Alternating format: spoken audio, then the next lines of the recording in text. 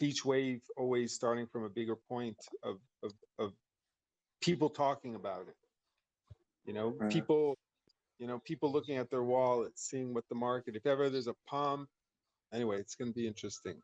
But it's not like, oh, okay, it's died off, it's done. That's not really how it works in crypto in general, unless it's a rug.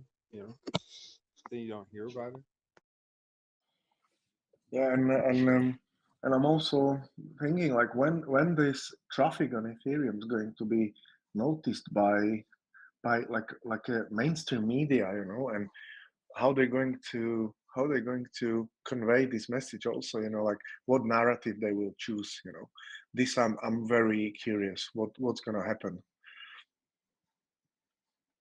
Sorry, I missed I was just responding and reading something. What was the first part of your sentence? Who's gonna what? No, I was saying that it generates so much traffic on Ethereum, and when the mainstream media are going to catch this, and how they're going to convey Ah, the narrative, there you go. There you've got a wave there. Yeah, yeah. yeah. And they're not very quick, right? So who knows when that's gonna be? Um, we saw some articles on the internet, but yeah, when it's gonna come on, you Like know. CNBC, or somewhere in Exactly. a Somebody's like, gonna do it. Some yeah, no, I mean, it might come just quicker than I'm thinking here, because there's gonna be some kind of like crypto kind of savvy commentator that's a little bit more plugged than everyone else, and yeah, he's gonna mention it like that, not make a big. They won't spend like a full 5 minutes on it, but it'll mention it, and that's going to start getting the word out there. yeah, Zen. yeah. Mm. I just have you heard of this crypto? You can mint it for literally free, and then blah, like boom. Yeah, and also the Kind of fact that, reminds me. like, the minute that we beat records in rate of adoption, number of wallets. I mean, how can you not talk about it? And journalists in those channels, they always want to kind of like be on top of the latest thing. So somebody's going to talk about And this is also very clickbaity topic, I would say, So they're gonna use it and talk about it. it. I know. Let's hope. I mean, that's one of the bigger risks, honestly. Like the of everything is just that it's such a powerful thing. And we were talking about that yesterday. Remember, like the educational aspect, and if it Yeah, becomes very strong, like how the authorities are yeah, gonna see this. Hopefully, we can stay under the radar long enough for that they kind of make their decisions vis-a-vis like Ethereum and those kind of cryptos without really considering the phenomenon of Zen and what it could potentially be. And that's a little bit what I was talking about yesterday with the politicians. You see, yeah, their inaptness, the authorities. Often there's things they can't see it, right? They just don't have the eyes to see certain phenomenon, and especially the things that elude them, the aspects of life and of being a person that tend to elude these people, that they couldn't have thought of, like, who would have thought that the people would have come up with such a and be so organized and powerful and ingenious. Like, they always think we're just they tend to have that mentality that people are just sheeples and that their job is to manage them and tell them what to do. yeah. So And many times, I think very often they don't even understand, the magnitude of the whole thing, because like I remember from past that there were some congressional hearings, and there was a questioning about blockchain and chain analysis, and one of the guy who runs the company from he has a chain analysis business, and he was answering to congressmen, and they just have no clue. It seems to me so ridiculous. They don't do 5 minutes reading on the blockchain and what it's capable of. So Exactly. And this has happened over and over again in history. I mean, people gotten overtaken like very quickly. Like a simple example, the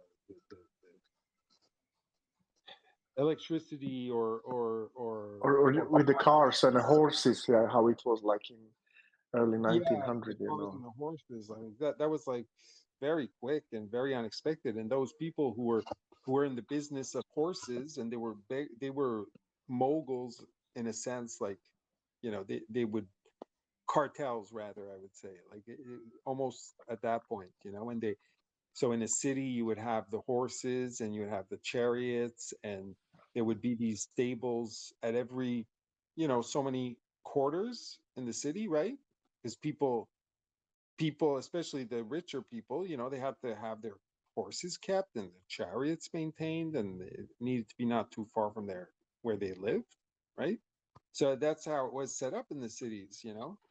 I remember my grandmother, like, just not, I don't remember, there were not horses, but down her street in the city, which was a nice street traditionally, and there was the old, that's where the stables were historically. And it's kind of a cartel, like they'd own the stables, and like kind of taxi companies, how they kind of take the ownership of the taxi companies in the big city, and then overnight they were out of business or just about, and that whole thing just kind of disappeared. And who would have thought? Yeah, yeah. And it happened in so many different ways, and we've seen it happen, like you know with the you know television, and And then streaming services and DVDs and all these things. It's just yes, all these things. yeah. I remember when I was a kid, it was like, and then the VHS came out, and Yeah. it's, yeah. I think And there's a term you get blockbuster. No, I think yeah, that's a term. no man, that was like, yeah, exactly. That was like so cool. You'd go out, you go to Blockbuster, but all those things have died, like Yeah. dead. Some of Yeah. them were able to migrate, to change and follow the bigger companies, the Samsungs and companies like that. Yeah. But And when did you go yeah, last time to the bank? To the office clerk, bank clerk? Like I don't remember. Like years, really. yeah. So Well, yeah. I do sometimes go, but it is rare. I can go for certain transactions, but no, now it's been a while. Probably been a year I haven't been there. But to get more cash than the machines give you. Oh yeah, it's true. Yeah. Yeah, I think also we were talking about this yesterday. Now, what are the limits on transactions and the caps, and how is it in US now? The 600 cap for a transaction, then it will be all like tracked, or how is it? Did it go through or no?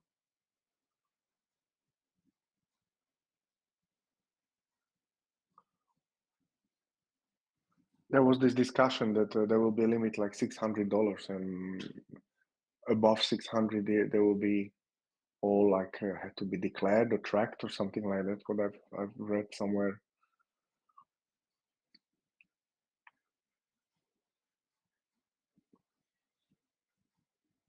Hey, I just got a phone call. I need to step away for a few minutes. Okay, no worries. Yeah. I'll be back in a bit.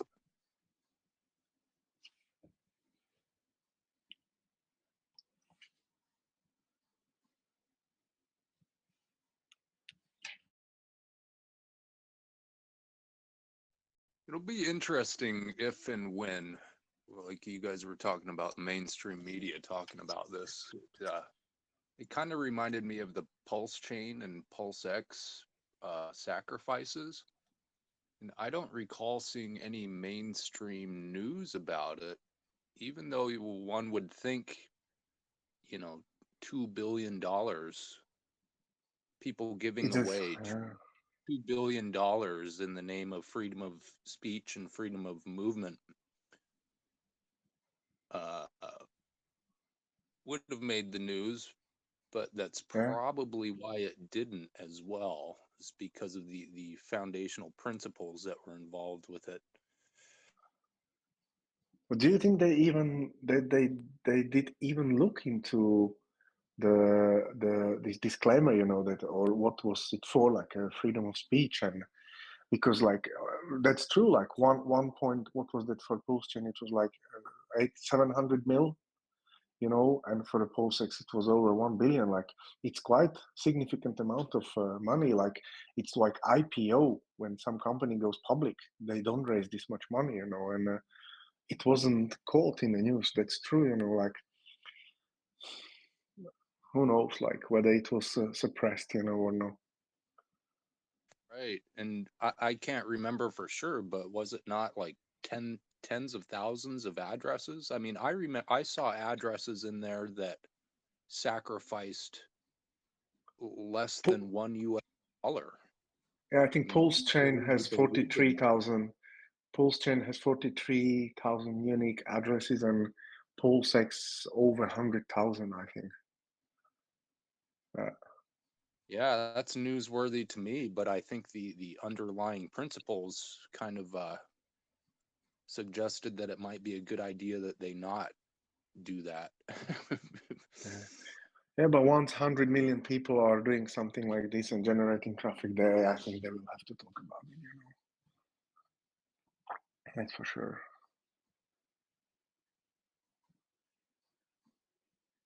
Oh, difficult times here, really. Yeah, yeah.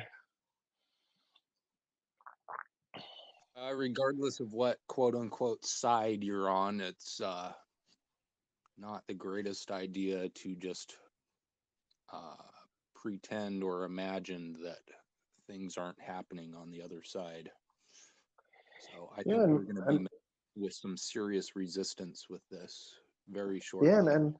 and I think I was talking this morning for me that I think Zen can be very unique in the way that it could unite both parties, because the kind of like a financial incentive, or using a cryptocurrency, is regardless you are on the left or on the right. And when there is a, like for example, move towards CBDCs or something, like people will be united by cryptocurrency, and that I think hasn't happened in the history before. So it will be interesting to watch how this could also happen. That, and it will could unite people of color, of a political beliefs, or even nations. Because it has no borders.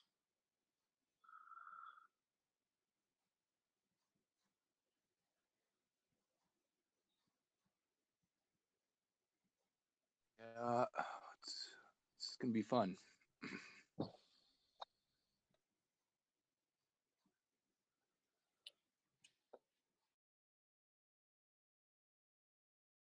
You guys hear the popcorn DAO?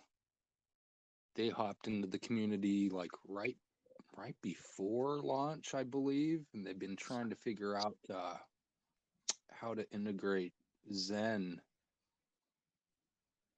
I have It's I have like a read DeFi. I started something here. researching them, but it's kind of a DeFi kind of project. I've seen some news about it, but I'm not exactly sure like how it's going to work yet.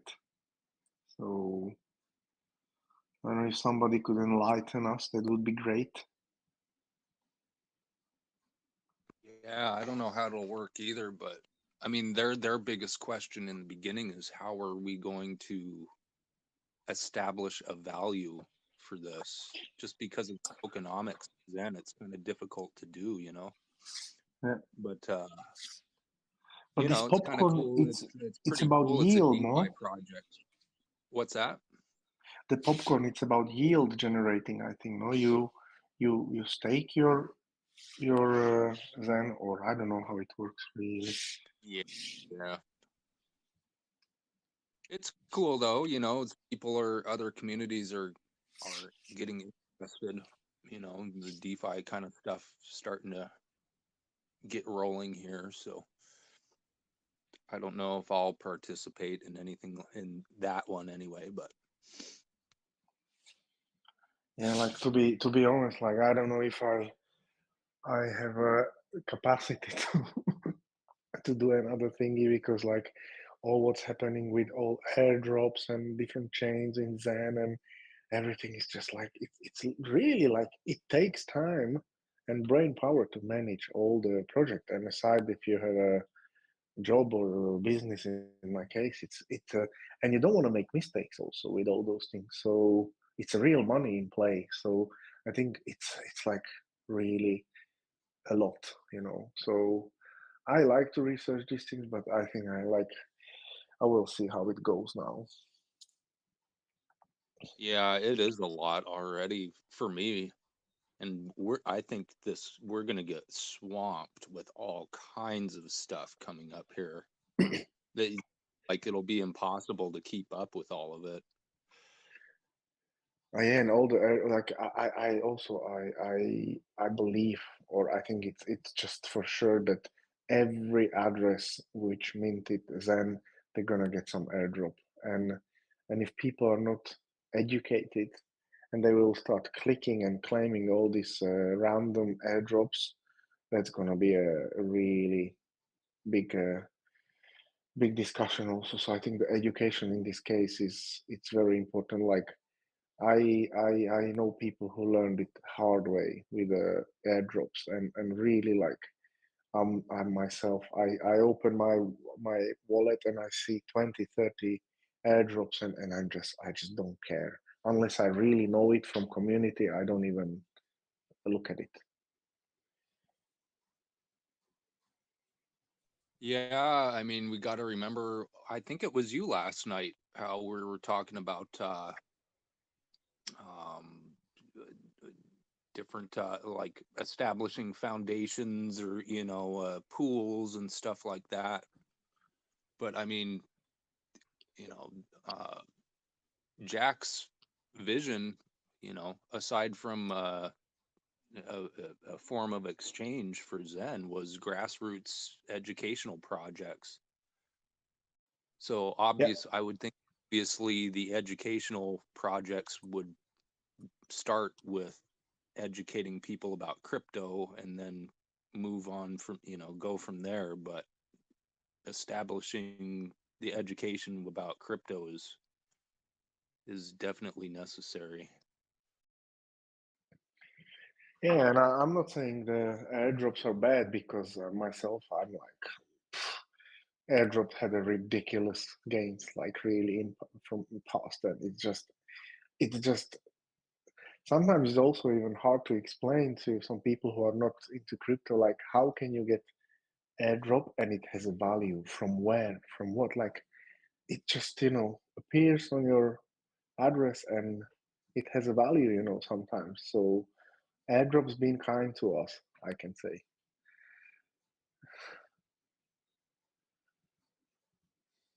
Yeah, they can be sketchy too. It's a Oh, double-edged sword. absolutely. Absolutely, yeah.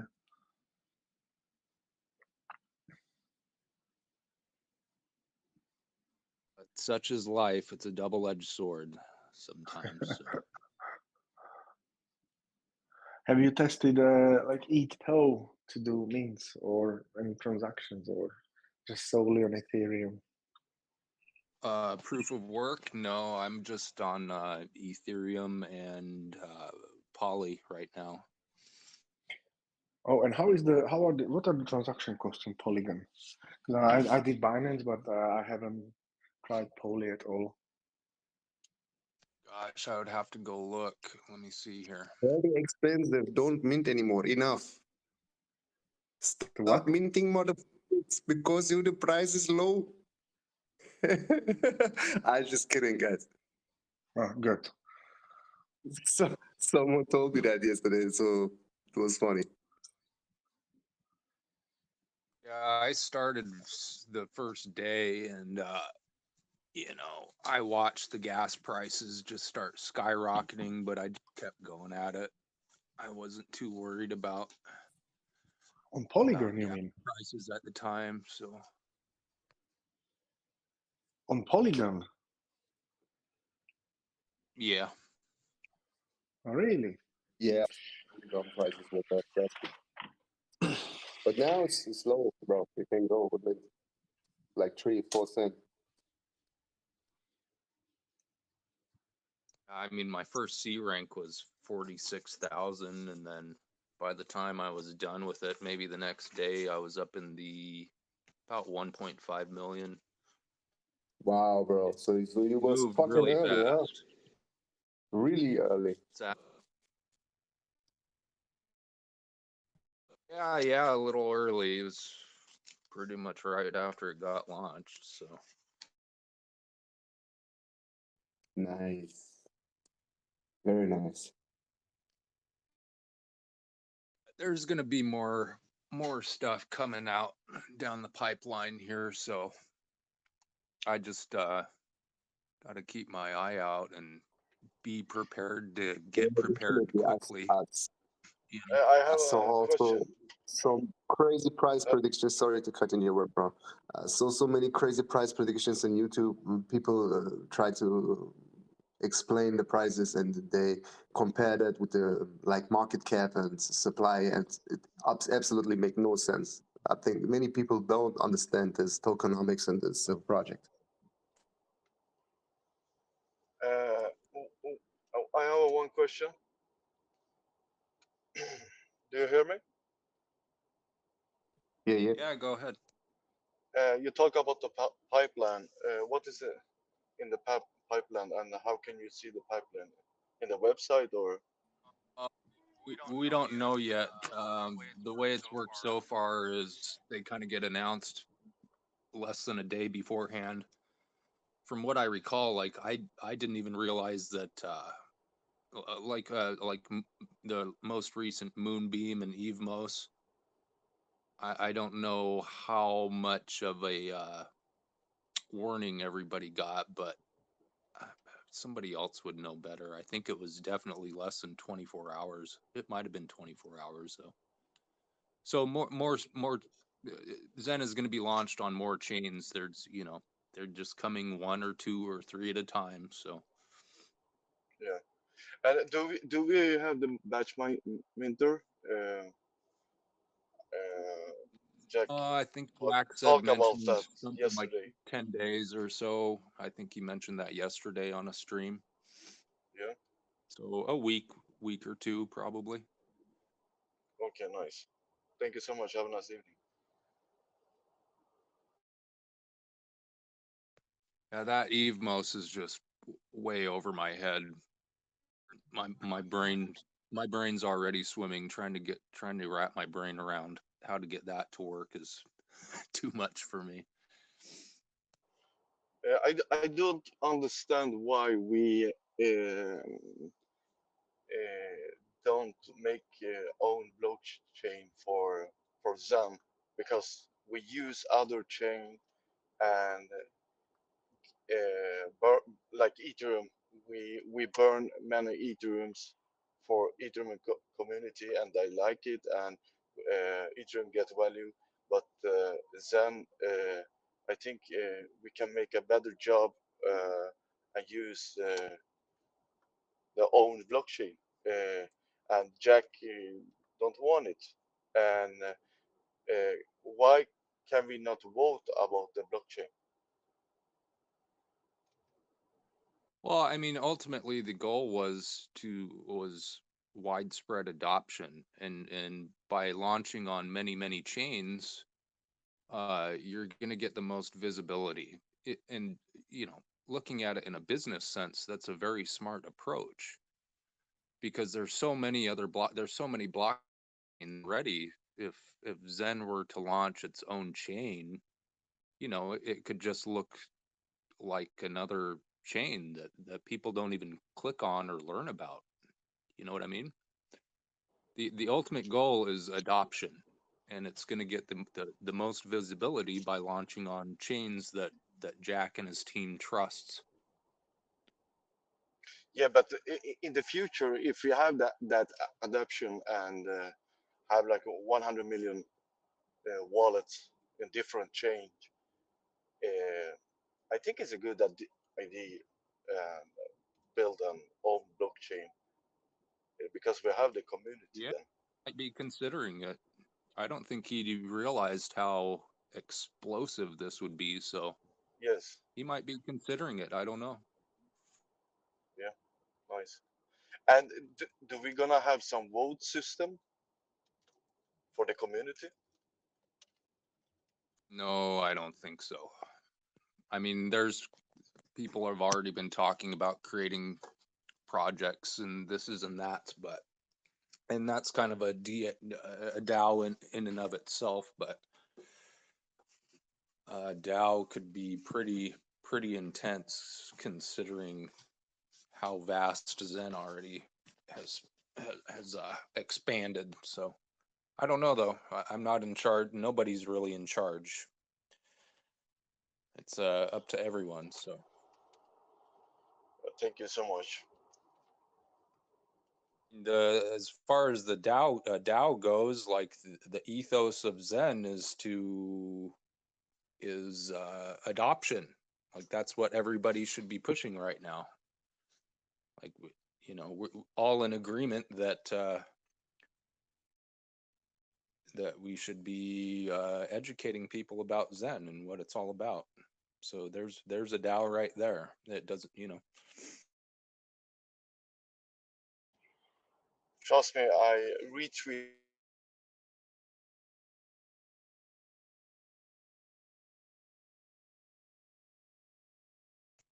I don't know if it's me, but I think we lost you, bud.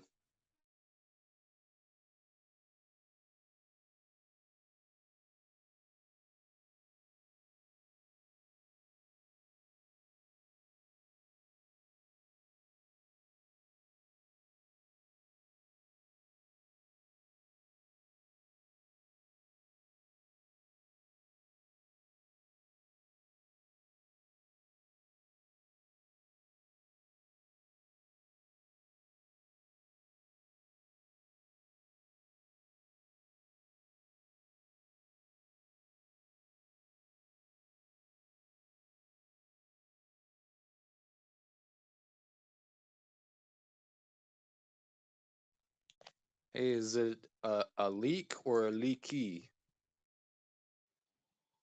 Ali Key, Ali Key. You make it to find some fresh eggs this morning? No, I bought yesterday. I bought yesterday just a local farmer, and it's very interesting here in Switzerland. You know, like you have these local farmers. They have like their own produce. They sell it on a street. They put like just a small, like literally a piggy bank or a small box where you put your money. You take your change out, you know, and they sell their produce like this, and it's very common, you know. Which when I came first to Switzerland like years ago, I was like, oh my god, how this can work? You know, nobody takes it, nobody steals the money. It just simply works here everywhere. You buy milk like this, you know, and cheese, you know, and it's out on the street, you know, all day, all night, and it's just there, and people respect it. So from this standpoint of view, like Switzerland is very good country. That even more awesome is Yeah, the wow. yeah. It's and you know, like also, you know, I don't know how much you know about Switzerland, but it's I'm not originally from Switzerland, but it's when you come here, it feels like you are in you enter a postcard or a bubble. It literally feels like bubble in the middle of Europe, you know, the mountains and Absolutely, lakes. absolutely. I'm from Germany, bro, and I can tell you Switzerland is a bubble and it's very fucking It is, expensive for oh someone who man. comes from Germany.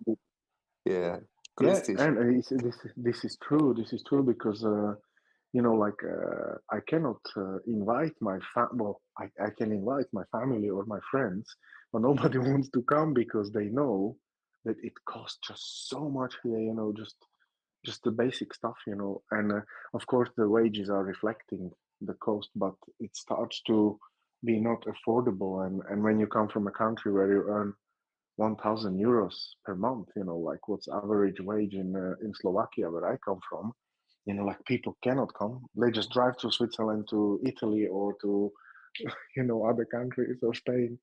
Otherwise, but it's, but also the issue is that Switzerland hasn't been in any conflict for 220, 250 years.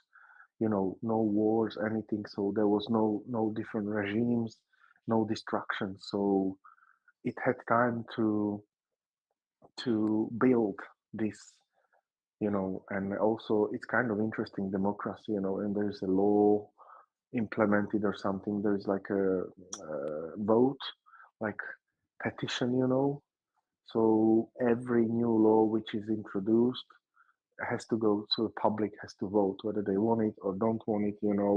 Also was a during COVID there was a vote whether people want to give a power to government to make more drastic like a decision. So everything goes to public. So from this, it's a very good system, which works.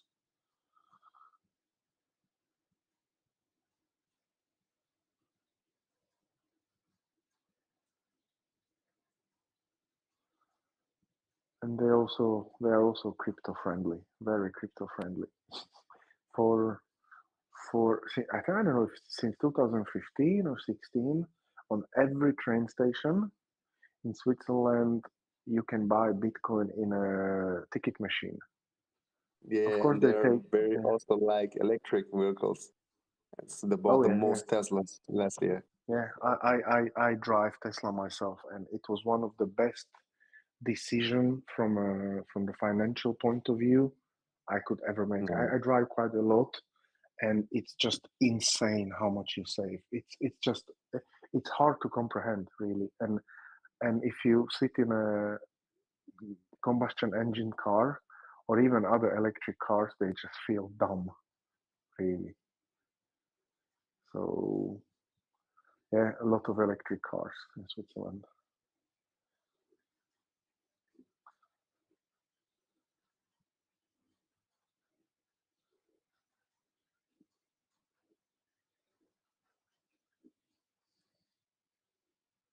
yeah, and the World Health Organization is also there.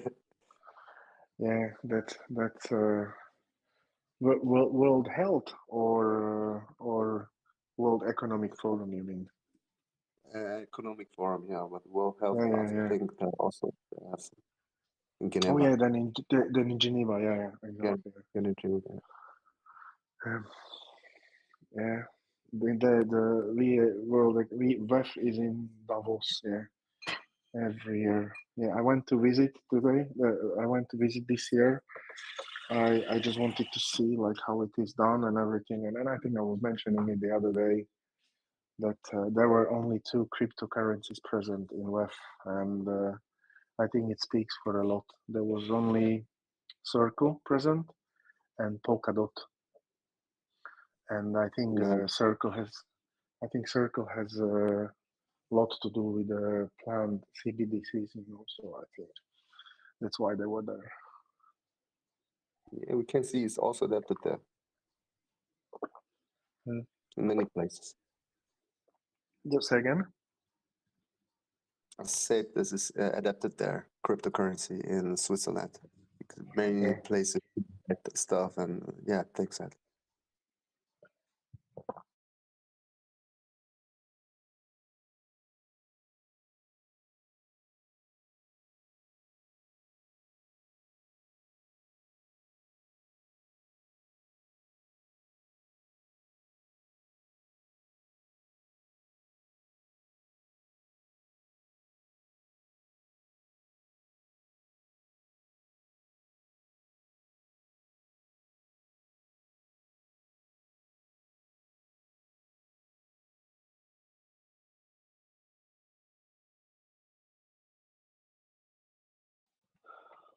So guys, I'm going to tap out. It's a schlaf time. Have a nice Hi, day. I have a question. Mach's gut. See ya, Leaky. Hi, I have a question. Is it good? Can I ask right now? Yeah, go ahead. Okay, so I believe my MetaMask was compromised. I deposited some BNB, and it automatically got removed from my. It got removed from my MetaMask immediately. So I contacted MetaMask, and it's been almost 48 hours. There's absolutely no response. Somebody told me that there was maybe a solution for removing a sweeper bot. I don't know what to do. What I did right now is, I don't know if it helped, but I removed my extension, and then I added I added the extension again. I changed my email. I changed my password. I don't know what to do, because if I deposit anything in my account, it might get stolen right away. So I don't know what the solution is actually. Well, I hope you haven't sent any significant amount in there, or I don't know. But are you sure you switched to the correct network? You switched from Ethereum to Binance network. What? Did you say you sent some coins to Binance? Yeah, Binance or I sent Ethereum. like I usually send. I sent from Binance to Smart Chain. This time, because I usually send it. Okay, so I sent it. This time it was immediately removed. But in a MetaMask, do you have a correct network selected? Yes, I have a Binance Smart correct Chain. network. I have been Okay. using it for a long time now. All right. Well, then I think Okay. I I'm think not losing. I'm not going to lose everything in that account. I'm going to try to find a solution. I'm going to, like I have coins to mint to do in a few weeks, a few months. I'm not going to destroy the entire account if I have a chance of saving it. Oh, of course not. But you can still, once you have a compromised account, I don't think you can do much. Like the safest thing is to withdraw all Ethereum, so nobody can make any transaction, and just when your mint ends, just send one little bit of Ethereum for the transaction to that address. And what I would say, you need to open a new MetaMask, which should help them. But also be Can you repeat careful. that? Yeah, Hello? can you Well, repeat that? Hello, Zebra? Zebra? Yeah. Yes. Would you allow me to try to help you here? Yeah, I'm looking for help right now. It's been 48 hours. Okay. So all I need is for the first step is for you to answer me a few just questions, but I need you to see your computer, your MetaMask, Yeah. and then maybe we can go look a little deeper. If that doesn't answer it, we could maybe go look a little deeper as to what may have happened and try to Okay. find it. Yeah.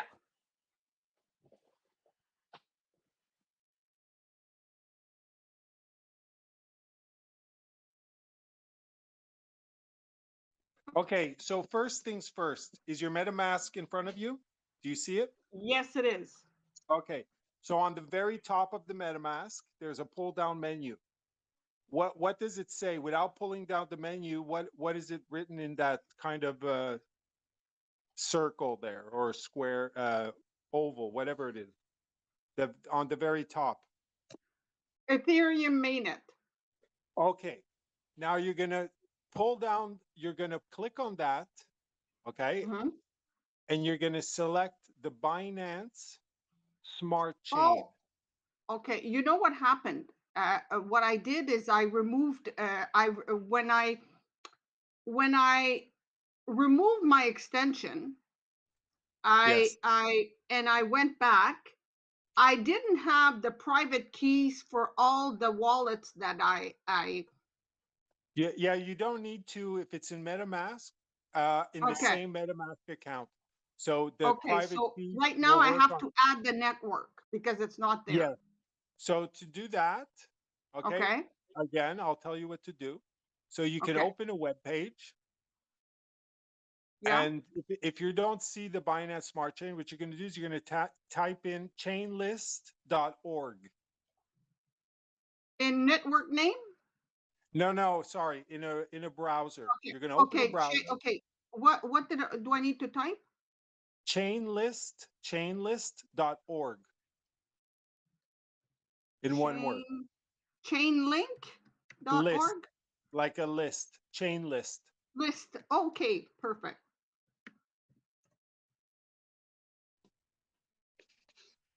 Okay, got it. Connect wallet. Exactly. So you connect your wallet, Yeah. and now in the search box on the web page, there's a search space there. You're just going to type Binance. No, I'm already connect with MetaMask directly. Yeah, but it doesn't matter. You still Okay, in so the I'm web. going to do next, or what do I do? No, in the website, you're Yeah. going to type in the search box. If you look Yeah. on the website, there's a search box. You're Yeah. going to type in Binance or BNB, Okay. and a network should appear Yeah. in the list, and it should say Binance Smart Chain, one Yeah. of them. Yeah. Yeah. On that one, you're going to click Add to MetaMask. Perfect.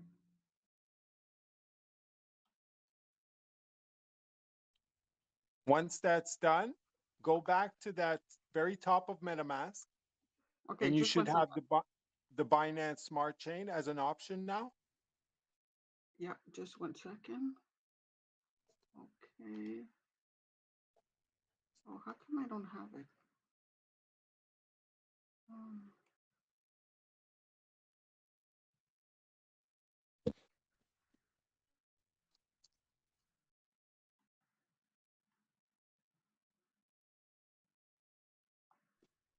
Finance. Okay, approve.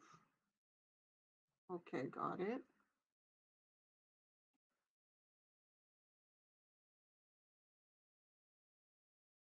Okay, I'm in. Okay, so now you're connected to the Binance Smart Chain, Yeah. and on underneath that menu, but still on the top part of MetaMask, it Yeah. should say BNB, and maybe your BNB is there, or maybe it says 0 BNB. It says 0 BNB because like I said, I there's nothing in that. There's nothing in it, right? But Oh, I mean, that there's one. nothing in there, but there was something in the other wallet, right?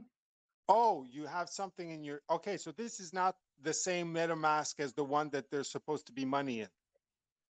No, it's the same one It's the same one. with the The same. same secret phrase. Okay. I mean, like I removed the other extension. I removed it, and then I put back the extension. I Yes. changed my email. I changed my password. Okay. Okay, and then I added like the accounts on my Ethereum network one by one. Like account number 1, account number 2. Until I got like pretty much everything that was in my in my wallet. Okay. How many accounts did you have in your previous wallet before this one? I must have had about, I think it's 120 in the Ethereum wallet.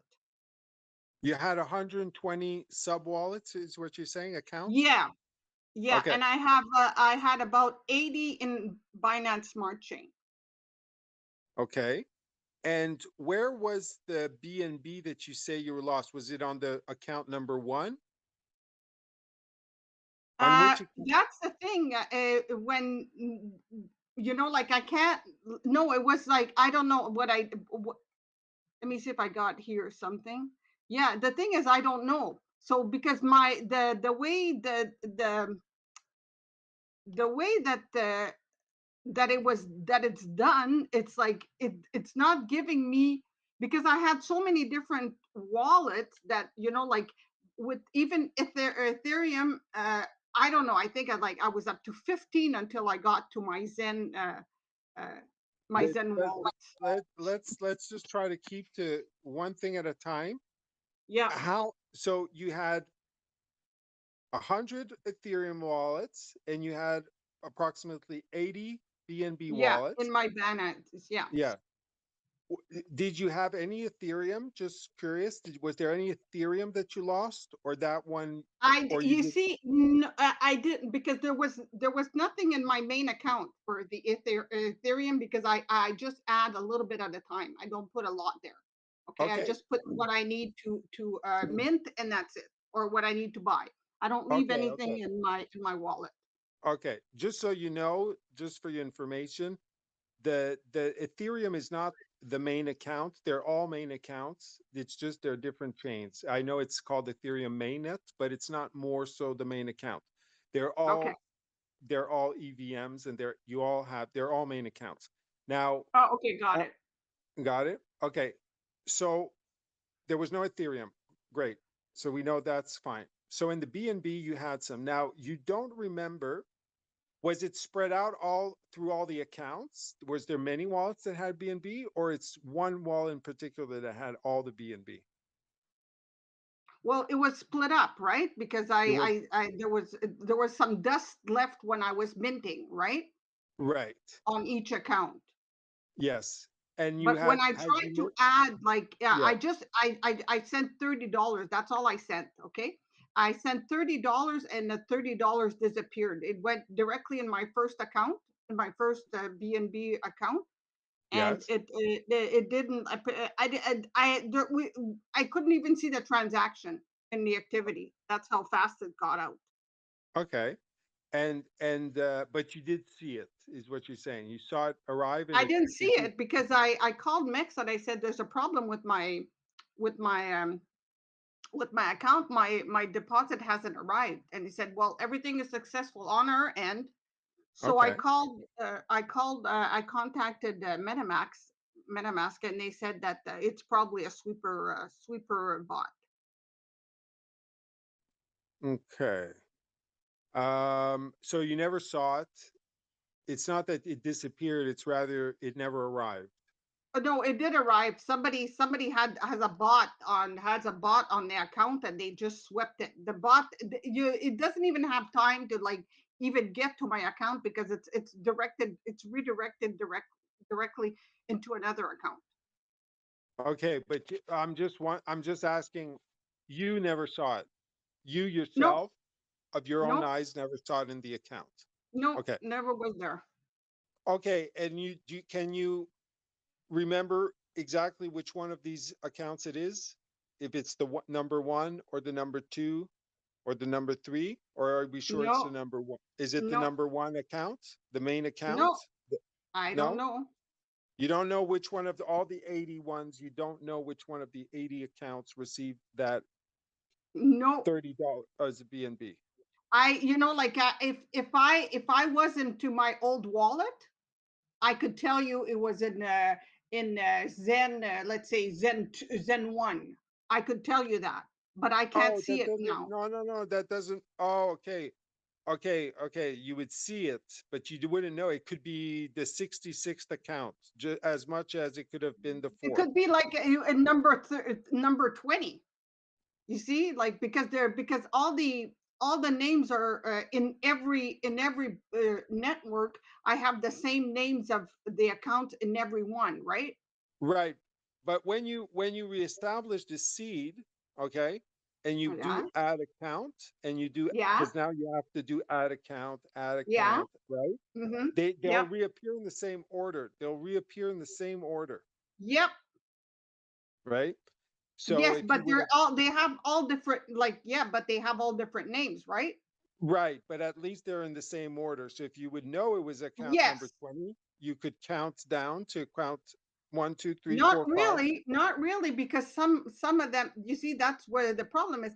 Because one of the problems, the thing is, like, let's say I minted it in Zen 6, for example. Okay, so I Yes. minted in Zen 6, and then I claimed. After I claimed, and then, let's say 2 3 days later or whatever, I went back and I minted again with that same wallet. Okay. Okay, so I don't know which one is the first one. Yeah, but they I stay. wouldn't be able to tell you which No, but they where. don't move. Are you meaning like they move to the top when you use them or something like that? Because they stay in their position. Yes, but if I have Zen, if I have, they do, but my Zen 3 could be, I don't know. I have So no anyway, idea. Can Just I one just the sec, ask just point one is something this. second. Let me quickly? try and figure it out, something out on my Ethereum main. See if I can figure something out there. Can I just Because ask something? You cannot see on Binance to which address you send it and check it on a B scan. No, but What she happened can't. with this? No, but Okay, she can if she can't remember the wallet. That she'll have to do all 80 of them. That's the problem here. And she can. But If you want, you can do all 80 of them, but it would have been easier if you remembered more or less. let me see. It's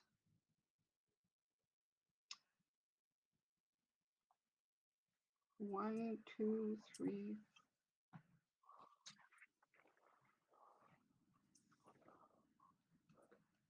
One, 2, 3, 3.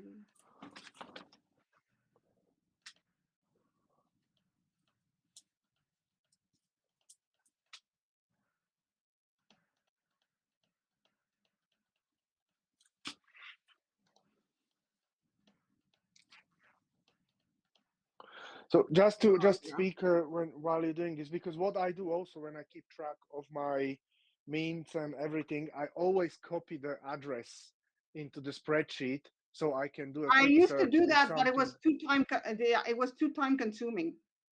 But I could find the address because I sent it from Mex, right? Exactly. Do that. Go in your Mex account, find the address, come back and find it. Then you'll take that address. Well, actually, you don't have to come back. Just take the address in Mex and go into BSC scan, and it'll tell you what happened and where's the money. Yeah, yeah. Yeah, well, I know I know which in which account it went, but what does it change? It's not in my account, so it's with somebody else's account, so Yeah, but it's you'll not. see that. Yeah, but if it moved, it would have moved somewhere else. Whatever that bot did or whatever it is you're talking about, you'll Yeah, see it on the block. You'll see it on the yeah, blockchain. I saw it, but I don't know what to do if I see it. What does it change?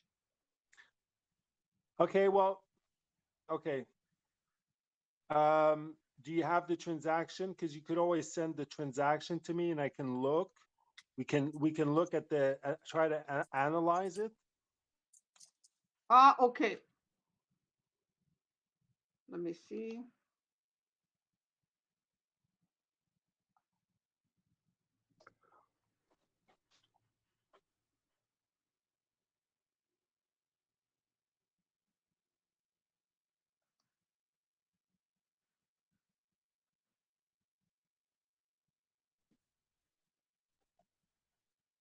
Yeah, 1 day and 22 hours ago.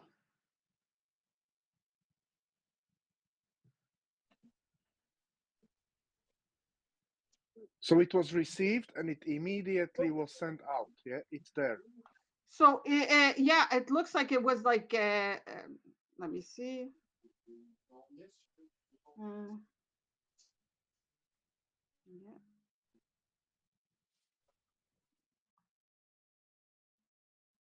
It's exactly well.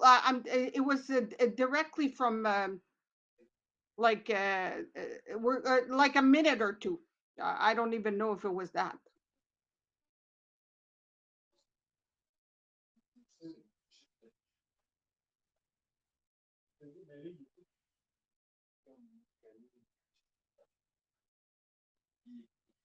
Ok, mais je connais pas ce principe-là. Je te suggérais de attendre.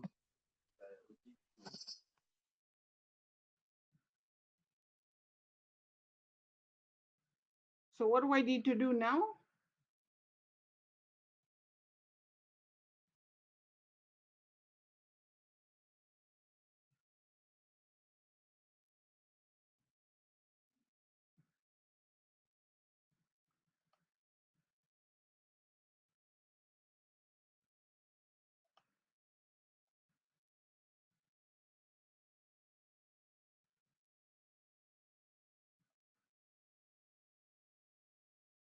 Okay, sorry.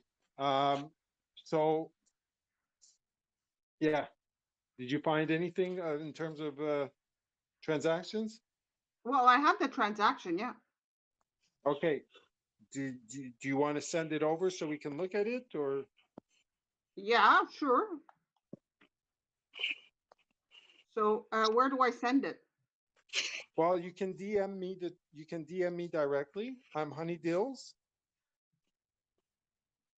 by text. Just send me the transaction. I don't need your wallet or anything. Just that specific one that made your money disappear, and I'll try to see what route it took.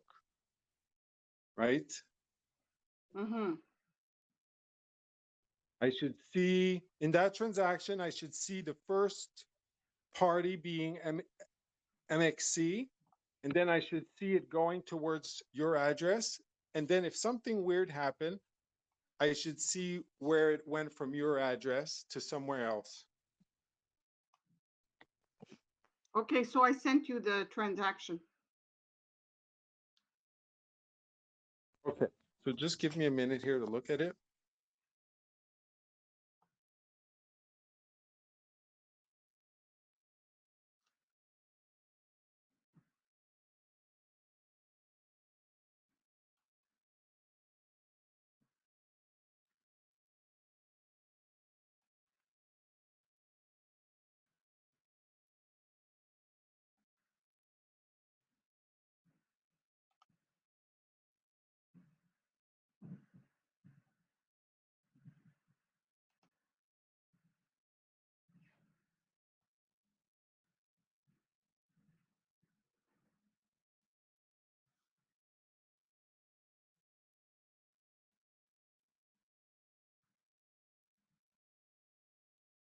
Okay, so I'm seeing a value of 0.0777,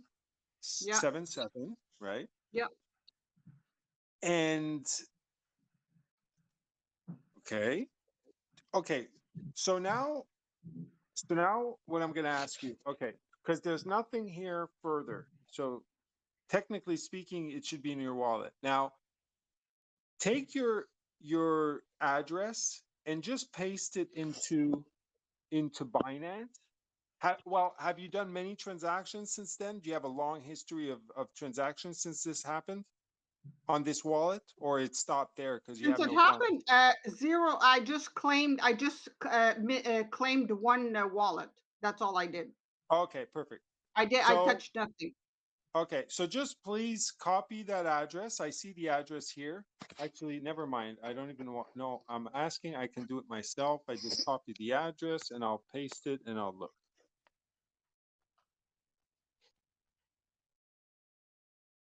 Okay, so I see here 1 day, 22 hours ago. Yep. Yep. MXC to 1D. It came in and instantly, let me see the timestamp here. It was not even when I looked on the scan. It was not even a minute.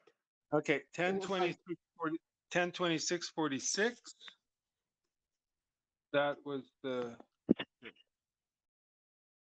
10/26/46. No. Wait.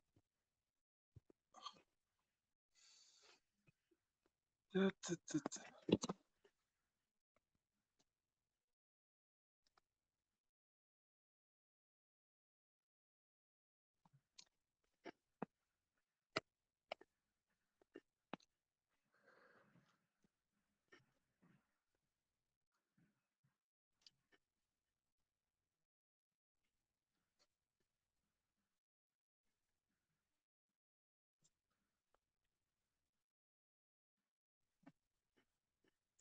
Right. Okay. So 10/25/07 and 10/26/46. So just under a minute. Yeah. Right. And it did indeed leave your wallet. Now let me see where it went. To a scammer. That's where it went. Okay, so they have $6,500 to be in that wall. You know, like it's not like they're sophisticated scammers, because they would have a lot more than that, or they're just starting out, or they're just Right, but that's what I'm looking at. So it's kind of interesting to notice that you are their last transaction, and yeah, their transaction previous to that was 4 days, almost 5 days ago, and yeah. their transaction before that was 5 days before, and then it was 11 days before. So they're not doing this so often, which No. gives me kind of the clue that this must be very, very specific thing that, hmm, It looks like they have linked each address, and when there is activity, it immediately triggers the bot.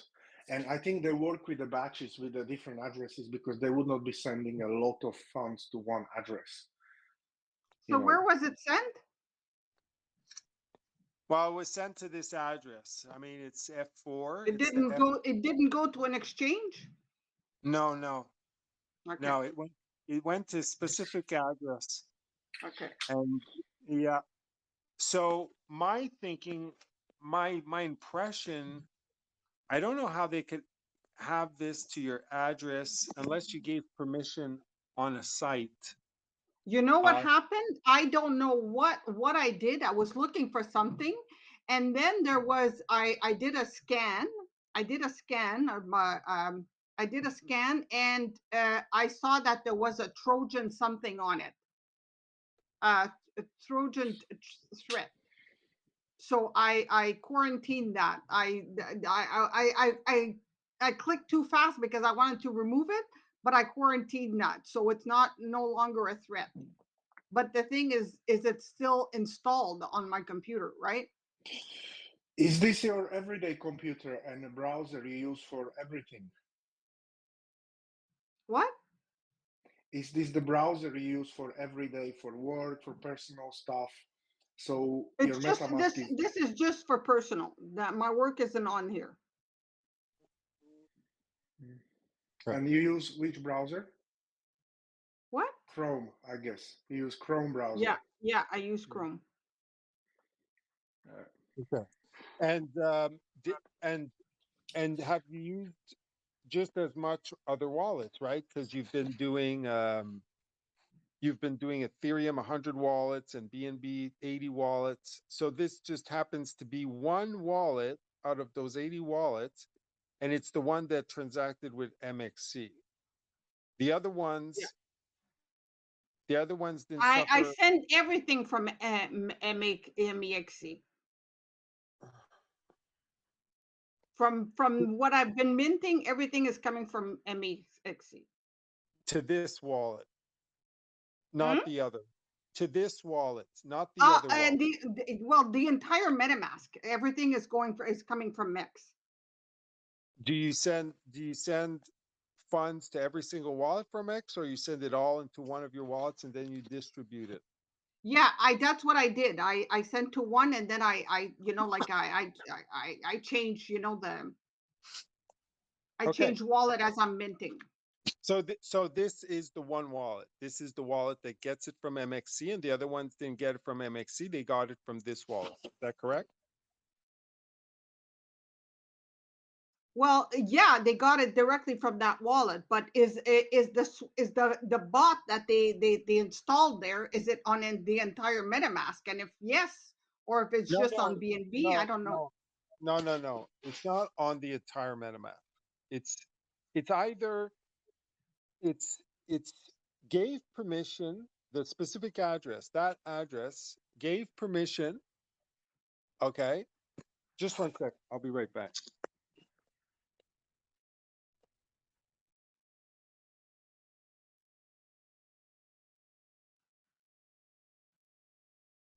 Okay, I'm back.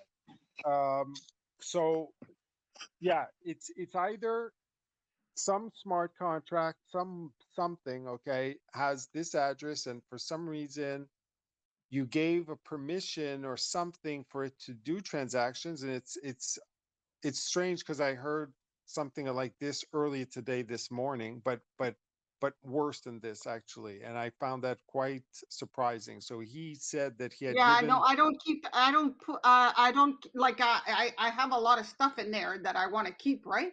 But it's not a big deal if I lose it because there's not that much on that wallet. You see, like I don't keep a lot of ETH there. That's not where I keep it. Right. You know, because So some people keep all their ETH. There's no way I'm keeping it. You know what I want to try and do? I want to try to send a little bit of ETH to see if it's or a little bit of B&B and see if they steal it. well, But what I was thinking, what you could do maybe to send a little bit, but to next address. And if it happens, then the whole MetaMask is compromised. But if it just from this one, then I think What? not that you are safe. Like you could send little bit of BNB or ETH, but to the account number 2, not the one you sent now. And if the money will be removed from that Oh, one but also, I don't know which guy. So I'm gonna use the last one that I'm gonna create this one.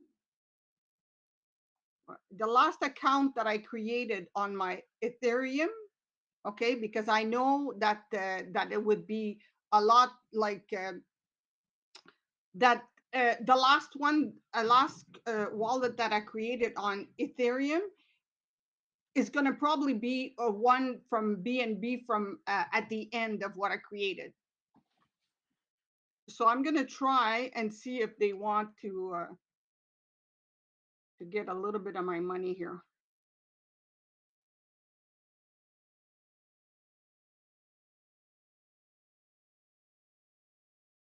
So I'm going to just send a little amount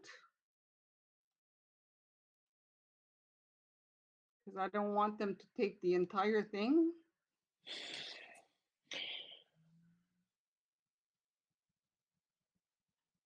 Okay. but regardless what happens, I think you need to revisit your practices, how you use MetaMask on your computer. You know what? And I'll tell you what. I don't want a lecture of how I'm going to do it. I know what kind of mistake that I made. I'm done. You know, you know what? I mostly got lectures instead of getting help, and that's really annoying. People here are trying to help you. They do not I deserve know, that but attitude. you know, like I don't need I don't need a lecture. You know, what you should have done. You know, what I should have done. I know what I should have done. I clicked on something that I shouldn't have clicked on. That's what I shouldn't no, have done. no, I And was there's just saying nothing I what can do. you. I can't go back. You No, know. I know. What I mean is what you need to do in the future so you don't get compromised again from the no, but security standpoint of fair that. enough. I told you I know what I did wrong. Okay, so Yeah, it's not important to you know to yeah, just yeah. rub it in because it No, gets no. really annoying. But the fact is, we don't even know what you did. Like nobody knows what happened. This is kind of weird.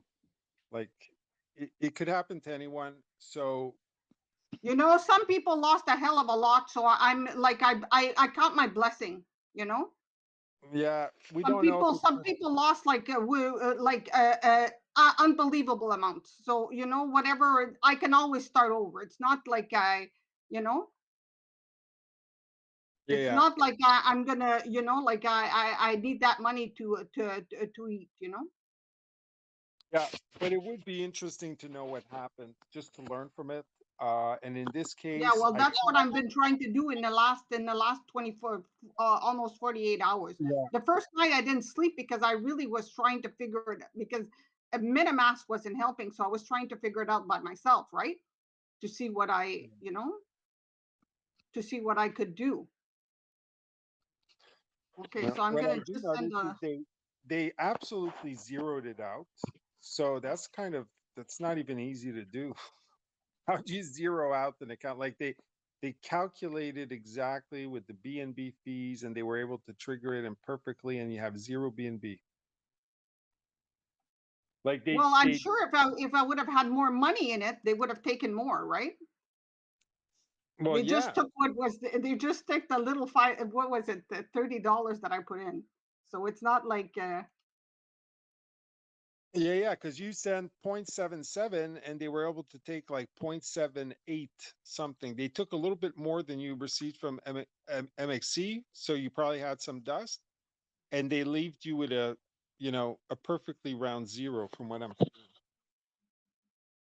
That definitely seems like a bot or something.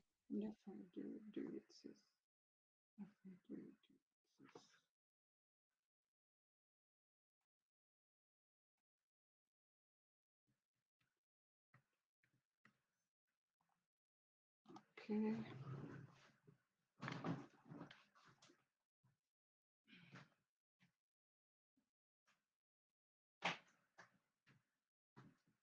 Well, if I may say one more thing, I think instead of spending energy on finding out what happened, because from my experience, you're not going to solve this. I think what I would recommend you to. Yeah, but listen to this guy. He told me, and this guy's he's a crypto guy. I know him for a few years. Earlier, he came in this chat and we were just talking, and it just so happened he was talking to me of another contract of a year or so ago, and what happened in the beginning, and he said that he got scammed.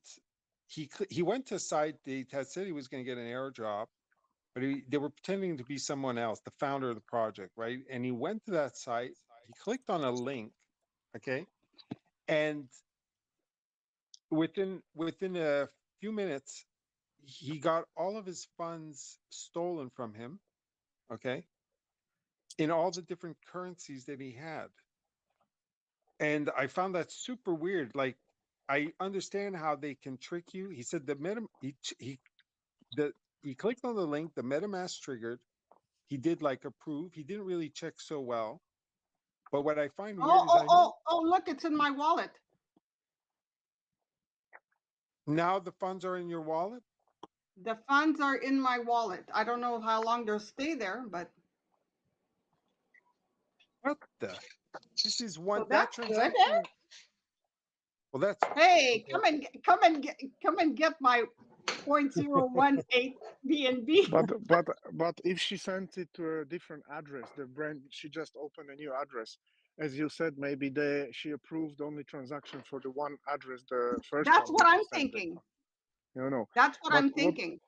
But what I would like to say and recommend from my own experience, the time you are wasting for 48 hours to solve this, it's good that you know what happened, but I would focus on security, because now your computer You is know what? compromised. Again, you're starting with the again, you're starting with the lecture. I don't need a lecture. Okay, like no lecture. I'm good. You understand? There was a threat that was put on my wallet the same morning. Okay, I didn't do any transactions. That same morning, there was a threat that was put on my wallet, on my computer, and it's called Trojan something. Okay, so I'm guessing that was it. Okay, I'm just speaking to the whole community. I'm not talking to you. Yeah, talk to everybody else except me, because you know what? About 4 years ago, I got hacked. Okay, and we could have solved that problem, and I would have been able to get everything done. And instead of helping me out, I got a lecture. It was pretty damn disgusting, because at that time there was a big amount in my account, but at that time I didn't know about 2FA. Okay, so too bad I lost it. Okay, so I learned that. But instead of helping me, and you know what, that's the thing, instead of helping people out, it's like almost people are almost happy that they're losing whatever they got. Like, that's what I feel. Or they get like, oh well, you should have done this and you should have done that. Everybody makes mistakes. Okay, hold on, please hold on. I think what I'm trying to say is, to the whole community, whoever been compromised, please in the future try to be careful. You know what so you know what you should do? You should make a nice list. Okay, you should make a nice big list of everything, and put it in, and pin that up. of everything people should be doing to protect their account. What step Okay. one, step two, Okay. step three. You know what Okay. I'm saying? Okay. And because like this, at least you help people. You know, you shouldn't do this, but you need to write it down so that people, so that people know. Wow. Okay. I give up. Okay, guys. Sorry. Thank you so I'm much for tapping giving out. up. Thank you. Okay, so whoever helped me, honey, something. Yeah. Listen, I'm trying to see how this just reappeared in your account. I'm looking at your address. I'm not seeing a Yeah. new transaction. I'm not seeing a new transaction. So how did it reappear if there's no other transaction since 1 day, 22 hours? It's weird. I just withdrew us at 16:44. Because she sent it to a new address. She just opened in a MetaMask. I didn't send it to the same address. Oh, are you talking about sorry, you're talking about another amount. You sent a new amount. Okay, I thought the money that disappeared had just reappeared. Okay, I'm mistaken. No. Okay, I am gonna kiss that $30 goodbye.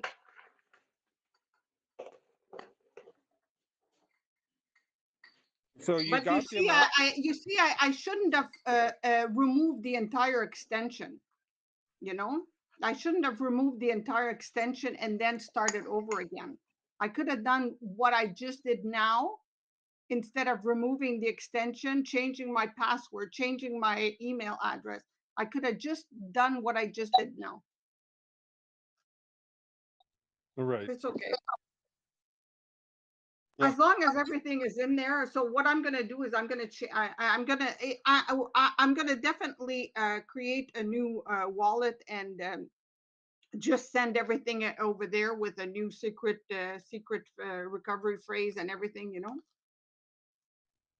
Right. I would just like to know how they do this with a link, um, with permissions, like this other guy was saying, and he lost all his funds with one permission. He clicked once on MetaMask after clicking a link, and all his funds left. And I just don't understand how that's possible if every single one of those assets need to have their own transaction, their own transfer, their own approval. Like you have to click on MetaMask like several times.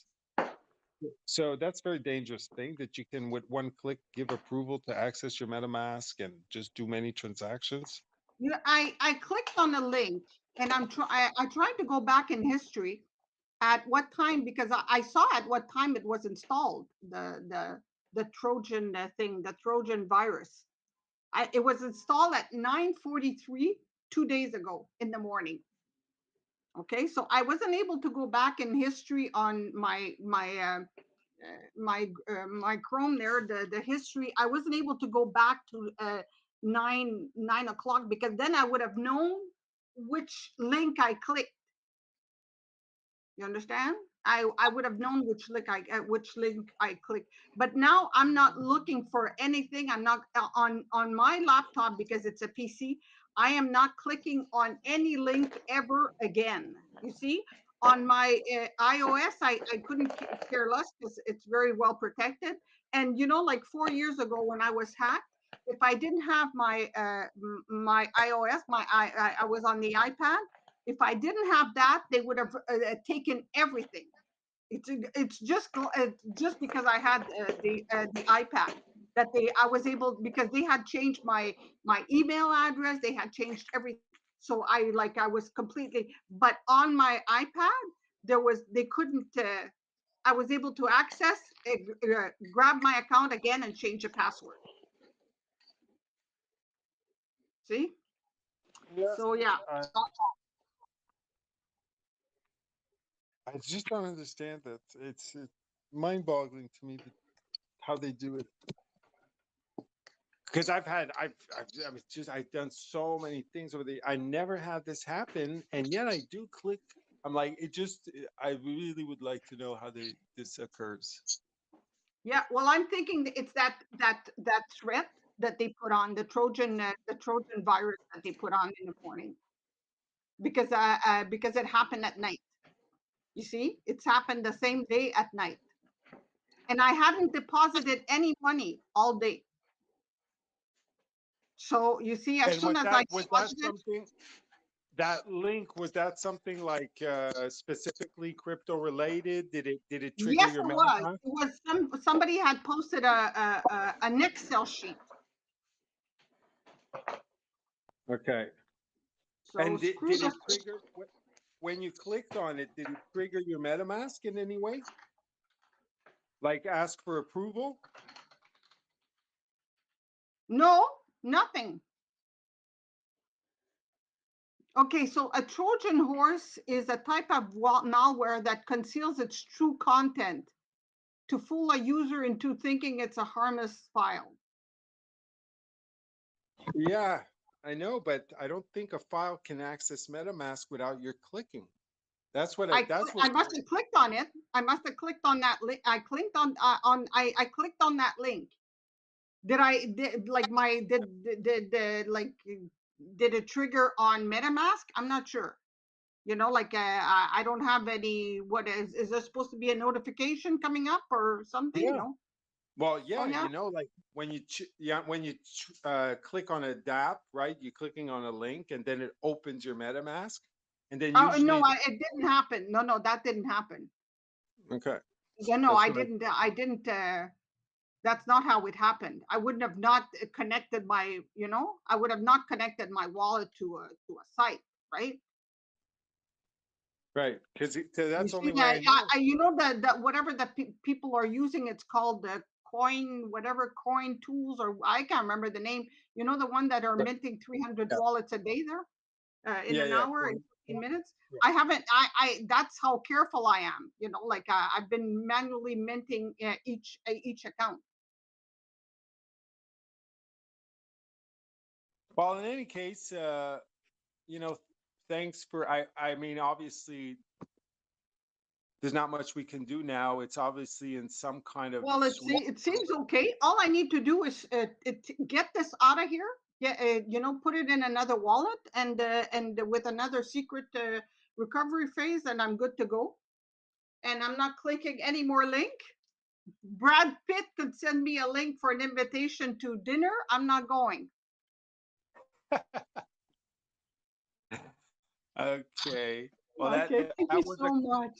costly Really. lesson for you. Thank you. Really, really appreciate it. Sure, no problem. Okay, have a good night or morning or whatever it is in your time. Thanks. Take care. I just got back in. Did she find it? Well, I mean, there was nothing that we could do at that point, but yeah, she's just gonna change addresses, make everything safe again, and not click on any. You didn't hear her last comment? It was funny. She said, "I'm not clicking on any link ever again. Brad Pitt can send me an invitation to dinner. I'm not going." That's a good idea.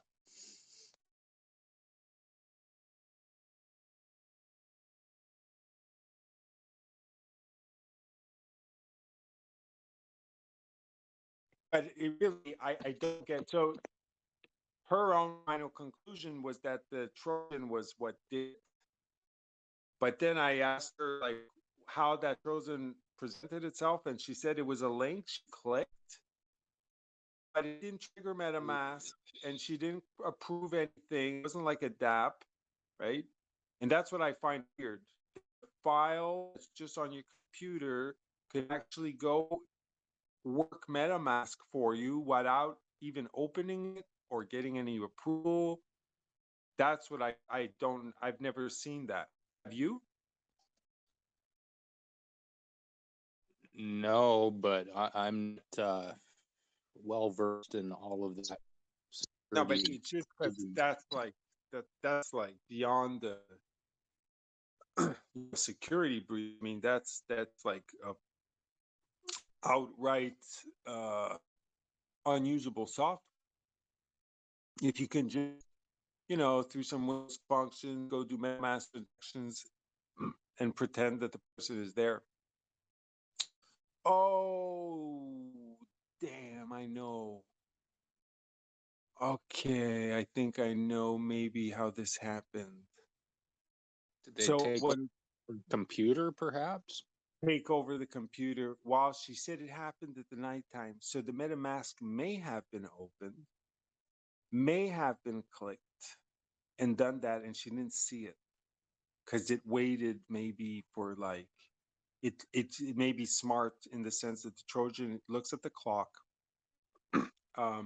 waits till it's like 3:30 in the morning or something, or that no, it wouldn't be. It would be smarter than that. It would look that the mouse didn't move, there's no input on the keyboard for like a good period of time, and then it would go for it. You see? Yeah, And if so yeah, giving authority for another computer to click around on hers, right? yeah, clicking around, that's the thing. Creating a pseudo input. So the MetaMask, I mean, this is what I'm seeing as a possibility. So if she would have been, let's say, like in front of her computer and she has no sleep screen, and maybe it only does it when no, it would kind of trigger the sleep screen. But yeah, so if she was in front of it, she might have seen at some point in time MetaMask open, do a few blip, blip, blip, and then close. And it did it. But it chooses a time where the person's likely not looking. That I could see that as possible.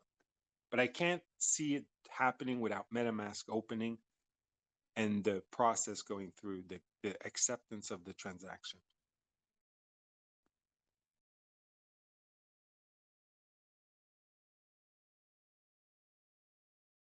Indeed, to do that, you have to get the Trojan in. That's the thing. That's why, we have like antivirus or we scan for Trojans. Trojans are they're dangerous. They're the ones that can like take control of your camera and this and that and do just about anything once they're in. I use Kaspersky or Kaspersky or whatever. What do you guys recommend? Yeah. I'm with the what's it called? The 360. What's them the more popular there. As for antivirus, but I sometimes I have a few where I just use them temporarily because they have like certain. If I have an issue, I need to use that one. But what's the name? Norton 360.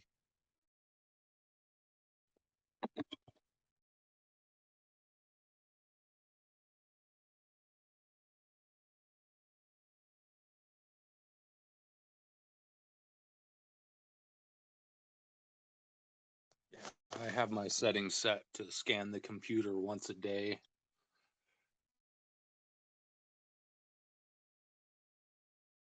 You know what? That just gave me though one information. On the one hand, either log out of your MetaMask when you're not using it, and at the very least, maybe change wallets. At the very least, and put it on a just about empty wallet, because the bot probably can't it can't go around. I mean, theoretically it could, but maybe it doesn't. Going through all the wallets, it just uses the one that was last open, and if it's still open, it can just open the MetaMask and see if there's anything and just try to push a transaction, like not change chains and all those kind of things, and go to the other wallet and the other wallet and read the information. It wouldn't be that sophisticated typically. But if the wallet's open and you have a big wallet open and there are the funds, it could maybe just click, open the wallet, pass transaction, close itself, and whatever was there, it just clicked on the max button. That's how it would do it. It knows where the max button is. It clicks on the max. It clicks on the thing. That's it. Hopes for the best. That's a good idea.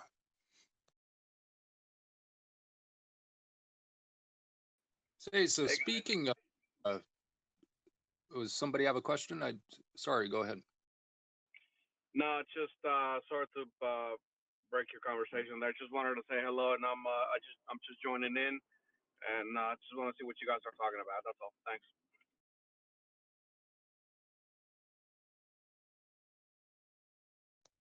Welcome to the community, Moon. Thank you. Thank you. Is this Moon 2, Andromeda? Yes, that's me. Okay, well, you've been in the community. Yes, sir, I have. Now, I was just saying, I was just joining right now, and I just wanted to see what you guys were talking about. Yeah, we actually talked about security issues because some woman came here a few minutes ago, and she maybe you know something about this. So she had funds transferred from uh, MXC or MEXC, okay, and it was not much. It was BNB, and it came into the wallet, and it got bounced right back into some other wallet. And we just went through the scan and all, and she said that she was told it was a bot sweeper. So I don't really know specifically what that is, how it works. And she said that what happened, she didn't go to any DApp or give any permissions, but what did happen is she did click on a file, a kind of Excel thing that was supposed to help her with keeping track of her Zen mints. And it got scanned, and it was detected as a Trojan, right? And she just kind of forget about it. And in the night, her funds she said it happened in the nighttime, and her funds disappeared. Yeah, that definitely sounds like it's probably something with her machine. If I was her, I would definitely do a complete, not a system restore, but I would do a wipe and and clean reinstall. So if she was what do you call it, compromised, then yeah, that would probably happen. I would definitely, and tell her to just blow up her machine and restart from scratch. It sucks, but that's probably the best way of doing it. Right, the machine, yeah. Yes. But don't tell her, because she really didn't want any lectures. But yeah, no, it's weird because at first I couldn't wrap my head around how a transaction could pass without her giving an approval or having the link open MetaMask. She said no, it never opened MetaMask, and I never clicked approve to anything. But I just the antivirus detected as a Trojan after, or something like that. So then we were just talking as you came in that I kind of deduced that maybe what it was is that Trojan, the way it worked, is that it installed itself and it opened the MetaMask through simulating mouse input, right? While she was sleeping, it waited for her to go to sleep, and that there was no activity on the keyboard or the mouse, and it actually opened the MetaMask and passed the transaction on her wallet that was active. Because what I can't understand, and which I find scary, is the notion that a Trojan could make MetaMask transactions without even opening MetaMask. That I find very strange. I've never heard of that. But if the Trojan was able to move the mouse around and that physically click on the MetaMask and open it and click OK, it could have done that while she was sleeping, and it would have lasted like basically 5 seconds or so. Yeah. Does she have a hardware wallet, or does this all straight through with MetaMask? MetaMask, hot wallet. Okay. Yeah. So then that, yeah. I don't know how otherwise this Trojan could do it, but I mean, yeah. If there's no hardware wallet where it requires you to authenticate or prove the transaction on your device, then yeah, anything that gets on your machine, then at that point can, yeah, in turn, just do what you just explained. So yeah, That definitely Right. would be a thing for her to just redo her machine. Obviously, I mean, that's the last thing you want to hear. But if her machine is compromised, you don't want to continue interacting with that machine the way it is. Right, exactly. And would you agree with the statement that without opening MetaMask, like actually opening it, right? So like physically that it has to open up and you have to click OK, that it's not possible to push MetaMask transactions. Well, Like here's in the the other thing though. Here's the other thing though, that if if her machine is compromised to the point where this Trojan is literally sweeping through her machine, maybe perhaps somehow, I don't know if you guys know this, but I think there was an exploit a while back where you could get I thought it was your seed phrase right on shoot, I forgot where, somewhere on the profile settings of the users on Chrome. Then if you had access to that, then you could just basically redo her wallet anywhere else and do the transactions you need to without even her knowing. You know what I mean? Basically duplicate her MetaMask account if somehow so they the got seed access phrase to was the seed phrase. the, the seed phrase was being accessed through Chrome, saved somewhere. Yeah, and Wow. maybe I'm speaking out of line here, but I thought I do remember that there was something back in the day where that there's something saved within the profile, and there's a path. If you Google it, I'm pretty sure you'll find some info on it. But yeah, I mean, another thing too could be that maybe she wrote her seed phrases. She, kept them in her computer. Wrote them down Yeah, somewhere, that and then exactly. That's something.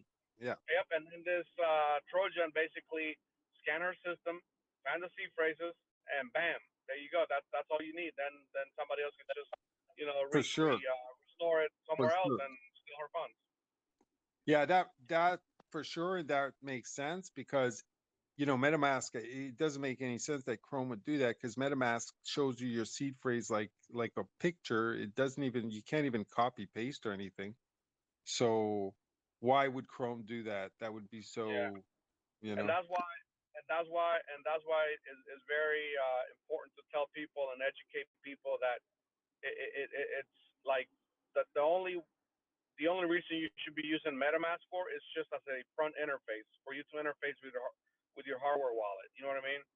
That way, if your MetaMask gets compromised, okay, it's fine. You can just literally just forget about it and then redo another instance of it. But I mean, obviously, once you get compromised, the best thing to do is literally, I mean, blow up the computer and start from fresh, because you just never know with all these different sorts of Trojans out there.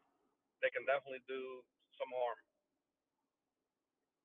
See, that's what Yeah. I was kind of going to lead into a minute ago is so I use ledgers, right? But for most of these C ranks I've been claiming, I've just been creating MetaMask accounts. And so to re-access them, I just use my ledger. I never input the seed back on the computer. Um, I know that you can create multiple accounts through the Ledger app. Um, is there a way to create accounts directly on your Ledger while using the MetaMask as a front end? That I don't know, because I mean, I do have a ledger myself, but I have a Trezor, and mainly what I've been doing is doing it through Trezor. And when you connect the hardware wallet, and then you go in and it gives you a list of the first address or whatnot. That's normally your hardware address, but then it gives you a list of all these other ones that you can select and pick from. I think those are part of the additional addresses that you can open from that original account. Because one of the things that I started to do originally, I wasn't really informed of what was the best way of doing it. I started creating hidden wallets, which is just a pain because then you have to manage all the passphrases for each hidden wallet. You know what I'm saying? I don't know if that makes sense to you, Matt. Instead of just doing one account with multiple addresses, which is probably the easiest and best way of doing it.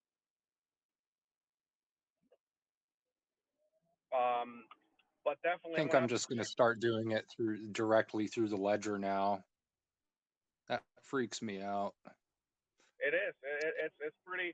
It's pretty Well, scary. for the minting, And here's the other one thing too is never, never trust anybody. I mean, that that is hard to do, especially when you jump on a channel or a chat room where people are very helpful and they tell you, oh yeah, they're helping you and whatnot. And they tell you, oh look, go grab this file here, that'll help you out and whatnot. You should never know what's on those files. It's very hard to do. You know what I mean? Or you think somebody's helping you, click on a file and boom, it's got a payload of whatever in it. It's a wild world out there, man. It's crazy. It's crazy. It's security. It's a very important thing to uphold the most. When you're dealing with your, bank, your own security. Um, that's just all I'm saying.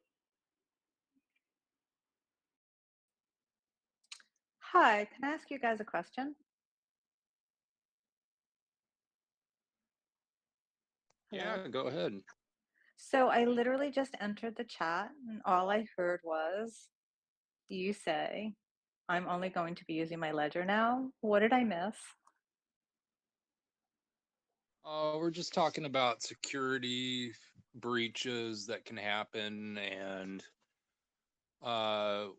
what I've been doing is, so I have several ledger wallets, right? As do I. And what people are generally doing here is they have multiple wallets claiming multiple C ranks, right? Right. So in an act of what I would call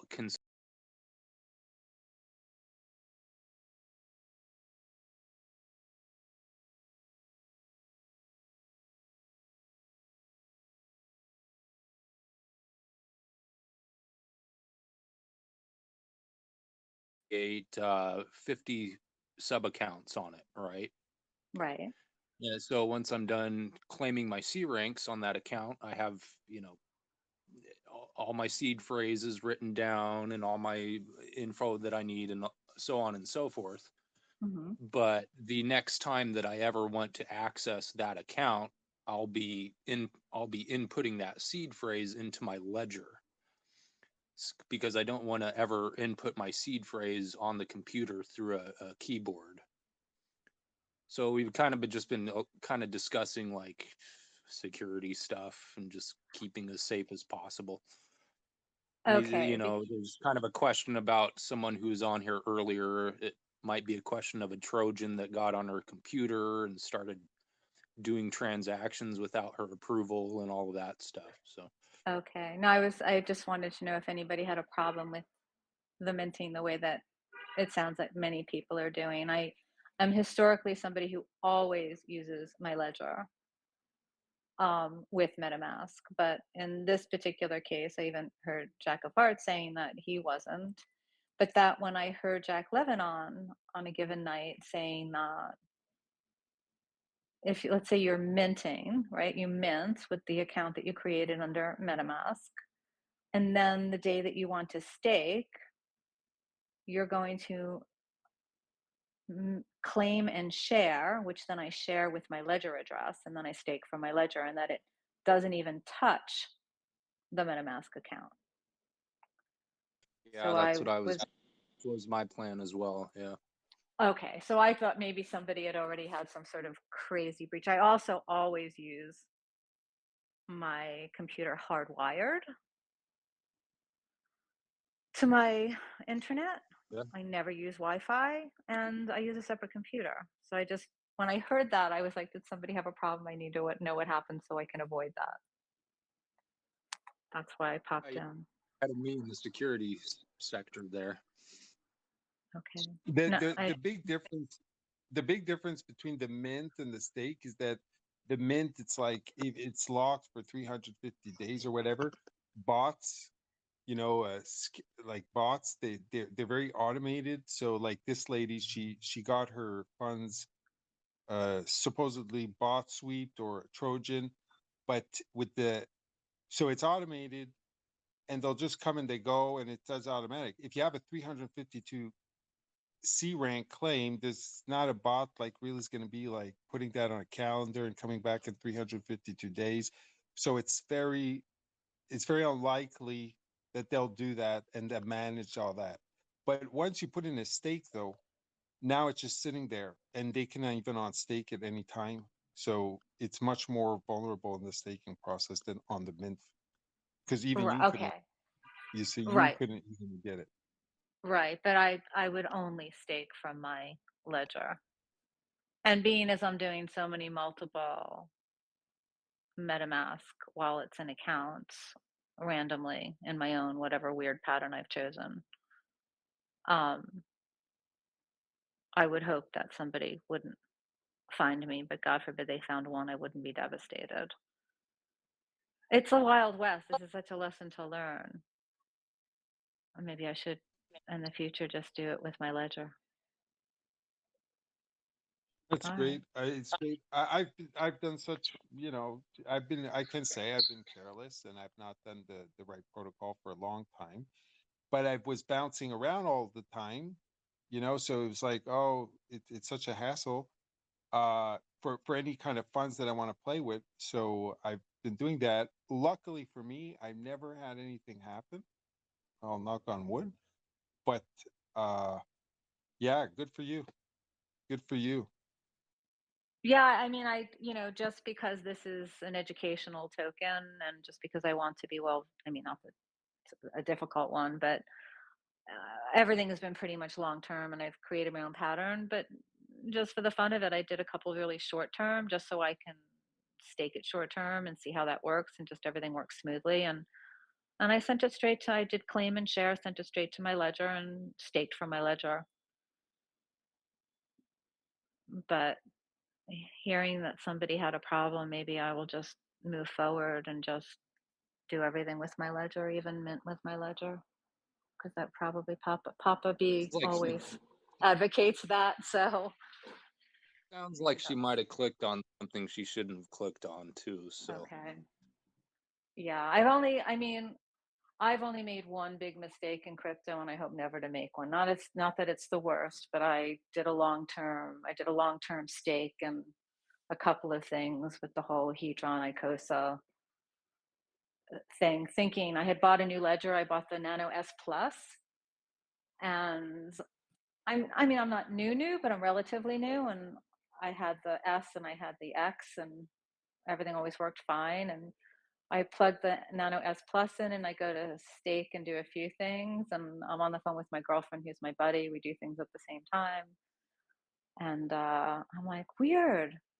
I did staking and I did this, and my ledger didn't ask for anything. And that's because I mindlessly did not look at what account I was in on MetaMask. So that will never happen again. I will always be incredibly slow and mindful. So who knows, in 10 years, hopefully my stuff will be there. But You that was a mean lesson you ooh, didn't learned. look you you're didn't look going at for your account? Icosa, 10-year Icosa, huh? We did something that was 10 years. I don't know what we did. Maybe it was a hex stake or something like that. Okay, yeah. Maybe Sounds you like did a the WhatsApp. HSI. Excuse me?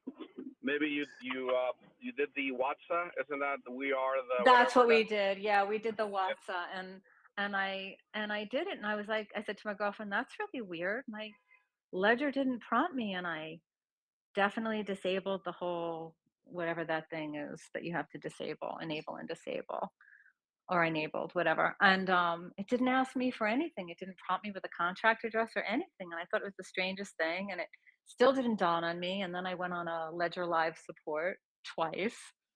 And then finally somebody at Ledger Support was like, I think you just picked the wrong account in MetaMask when you did this, and it wasn't the one that you had connected your ledger to. And in fact, he was right. So Yeah. So that's a mistake that So can happen. what happened? So what does that mean? I'm not really understanding what happened actually. So Well, where's your stake? Did the funds go? I basically staked it straight through MetaMask, which I would have preferred to stake it through my ledger or to mint through my ledger. Oh, okay, but your funds are there. Okay. No, well, I guess so. When I go to claim them, right? I assume. Yeah. Actually, I've wanted to reach out to. I thought Jack was brilliant when he came up with the whole claim and share thing, because that's inadvertently, in my mind, and I could be wrong. Check me if I am. Inadvertently, that ends up being sort of an extra security feature for those who maybe learn about cold wallets after they've made mints or stakes, right? Or minting, specifically minting, right? yeah, I think it's a great. That's a good point. Isn't that a great feature? I think it's a great feature because I don't know if you have been in the Hex community a while or not, or listened in and some of what they talked about. And I know, forgot the name of the guy who apparently came up with a way of helping people that could possibly have been compromised. I guess they were somehow creating, I think, a bot or something where, like, for instance, if for those who are waiting for their airdrop for either Pulse Chain or PulseX, if they were compromised at one point or another, right when the airdrop happens, there could be this bots waiting there to, you know what I mean, to swipe the funds. So what these people have done is apparently created this bot that will be faster, or hopefully faster, and then swipe the funds off of their compromised devices before whoever is out there trying to get their funds. So in this case, what Jack has done is that right there. In case your device gets compromised or whatnot, it doesn't matter because it's gonna go. The funds are gonna go straight through another device, not the one that you're Right. minting from. Right. And I don't know whether he knew that was like an additional security feature other than the convenience of sending it somewhere else. But I've wanted to figure out how to contact, I think his name is Alex, who created that whole Hedron ICOSA thing, and Yep, be able Alex. to be able to add that feature, because I'm sure so many people who don't know about cold wallets. I do, and I still made a mistake, right? I just wasn't mindful when I picked the account Yeah, on that MetaMask. it could happen. And one of the things I was going to suggest you do is for you to check your funds. Just go to the Hedron app, and then you should be able to see the status of your WhatsApp. Just connect that wallet that you used, and you should see, what your funds, or what's going on with that. That's available. You can just connect to the Hedron app, and then that will give you information on on that. So that's not a problem. No, I definitely, I checked it a while back. I can check it again. I try not to check those things too often. It's so long term, but I would love it if you could add that feature to that dApp. Right. Okay. Well, I just want to make sure that. So if anybody knows him, they should suggest it to him, because I don't know him and I wouldn't know how to reach him. But I have thought about trying to figure that out. Lola, just send him a DM. You can. You can move your HSIs and your Watsons around. Lola, you can go to the Hedron Telegram and tag him. Oh, okay. Find him. This is the first Telegram that I've actually sort of connected with. Oh, okay. He won't DM you, but like fakes will, but he'll answer your questions like on the actual main chat. Okay, then maybe I will do that, because I just thought it would be great for people who didn't know any better, because so many people, when they first start, it's really hard to glean this information, right? Yeah. So. But then the most, like, a real active chat is on the ICOSA Telegram. If you want to talk to, like, what happened? You minted a WhatsApp? I did. I minted a WhatsApp, and what else did I do? I did an HSI. I did everything with just a MetaMask account without my ledger, and I had gone through all the trouble of creating a whole new MetaMask. Uh-huh. You know, attaching my ledger to it through, you know, MetaMask Ledger Live, the whole thing. And then the night that my girlfriend and I, because we either Zoom together or, you know, we do everything together. She lives in another state, and we're doing it together. And I'm like, Here, that's I'm the gonna weirdest PM thing. you the ICOSA. You're what? Oh, I'm gonna thank PM you. you the ICOSA Telegram. I'm Thank gonna you. PM you the ICOSA Telegram. Thank you. And right now, I think if you go to voice chat, Mike, aka What's a God, is on there. Okay. He can answer any questions about What's-as if you need to. Okay. Yeah, I just thought it was a great feature after I heard Jack did that. I'm like, wow, I wish they had this on the other thing or for anything that we all do, right? To claim and share. Just But I mean, you checked your WhatsApp, right? It's there and everything, or how many yeah, did it's you make? there. I don't even remember because I checked it like a week or so after. Like I said, I try not to check too often because You just it's did long one? term. And if it did disappear because of what I did, I have to live with that, right? It would be a sad mistake, but no, I Let me do just it long ask you term. a question. What is it? Was that a valuable amount, or is it valuable? Because if it is, my next question would be: is that a wallet you've used a lot? Because No, if I created a wallet just for that particular tiny little ecosystem. okay, so I keep there's things no problem. separately, so it's not like, look, Don't you use learn, it. right? I mean, I was smart enough. The first thing I ever did in crypto, the first thing other than, buying something on Coinbase, the first thing I ever did was sacrifice for PulseX. And I knew because I heard you don't do anything without a cold wallet. I did that with a cold wallet. Like that I knew. And so I got the cold wallet thing down really quick, except in this particular case, I just don't know how I was not mindful to notice that I wasn't using the correct account on MetaMask. That's all. That's my faux pas. And it's a lesson So, in mindfulness. so just for your understanding and maybe your that your assurance, if you don't use the wallet now, if you don't go Hmm. playing around and clicking on stuff with that using that wallet, like I don't basically use it. nothing's going to happen to your stake. Okay. There's no, it's not like things are going to come into your computer and all that. We were talking about compromising, but it was like with an open wallet that you had been just did a transaction and seemingly a Trojan got on computer and accessed the open wallet that was she was using. But if you're not using it and not giving the info and not giving permissions to website to dApps with it, there's no way they can get that. They can get to it, hardware wallet or not. Okay, that's good to hear. No, I try to do, like I said, separate computer, hardwired to my wall. I don't even use Wi-Fi. Um, I don't even go online with that computer other than to reach certain dApps, and that's it. And I'm on briefly. I mean, I take security super seriously. I don't even like talking to you guys about it, but I'm like, do they know who I am? You know. So yeah. But it's hard stuff. It's really hard information to glean unless you're like, eavesdropping or lurking around like you do in these chats to pick up information. And I want to know how all you guys have learned so much. That's what I want to know. Each other asking questions. Okay. All right. Because I was just on the phone for an hour with my girlfriend. We were talking about stuff and how we feel like we've hit our own sort of logarithmic place where it's like we've hit a wall where it's like we want to get to the next level and we don't know how to get there. So when I'm at work, I'm fortunate to have a job where I can listen to you guys whenever you're on. I just have an AirPod in my ear and I just listen as often as I can. But So to the How next thank many you. level What's-as You're have doing you it. missed? It takes time.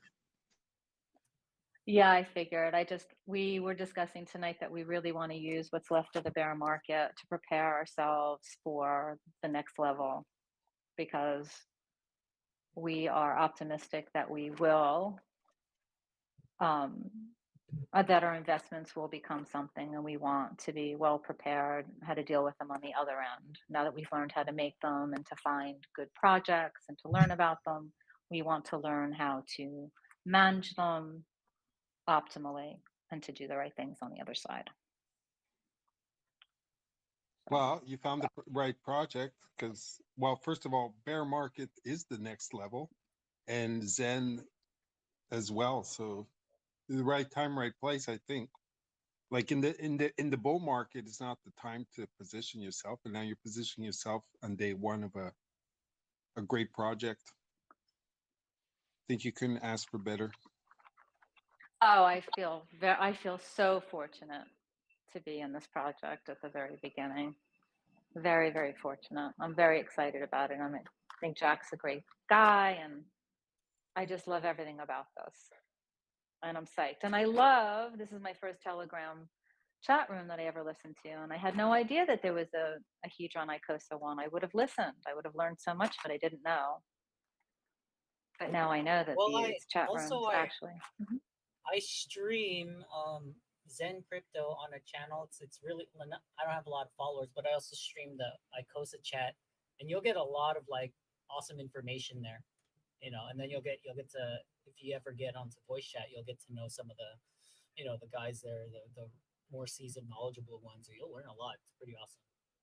All right. I also, Cryptographics was nice enough. He sent something out to people who. Oh, he's great. Yeah, he sent me a really long PDF on some of his strategies, and I haven't even gotten a chance to look at it, but I'll do that this weekend and read about it. I mean, admittedly, I did some of the Icosa Hedron stuff semi-blindly. I mean, I had a general understanding, but I know it's a really, really deep project, so I want to have a really much better understanding of it. So anyway, I want to thank you guys so much. Just keep keep spreading the good Zen vibe and sharing it, and I would just say as a last word, because everybody's trying to understand, but I've just been repeating this, like the long game is the right game, and being consistent and well organized and taking it easy. It's not a FOMO. Yeah, it's a long game. It's a long game, and yeah, I agree with you. It's a long game. It's a game of patience, and I'm totally in. And just for fun, I'm trying to spread the Zen crypto the best I can. Verbally, I talk to friends or whatever. But even the other day at Blick Art Store, when I was buying a bunch of pens, and on that little, bunches of piece of paper where people test the pens, all I kept writing was Zen crypto. I thought it was hilarious. You never know. Any place I can deposit that little, little seed for somebody. Quickly, yeah. All right. Thanks so much. Have a great night, guys. Hey, take care. Bye. Bye. Just quickly, guys, has anyone tried the claim and share function? Yes, I tried it on one. I sent one to the same so that they were together. Yeah. Right. Okay. It went well. I've been trying it, but it doesn't seem. It went really well. It just was to say it cost like the same price as to just claim, so that was very impressive. Like it was doing two operations basically for the same price. So what's your issue? Right. Okay. Well, first of all, when I've got the claim and share screen up, okay, it's got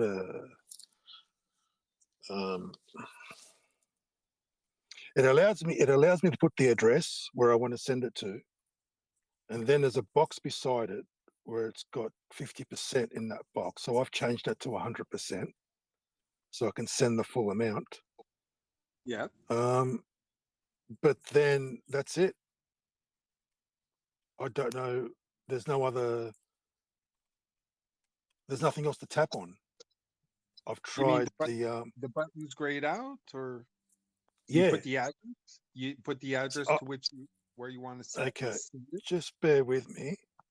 I'll open it, and I'll tell you what I'm seeing. It just doesn't seem to be working from my end.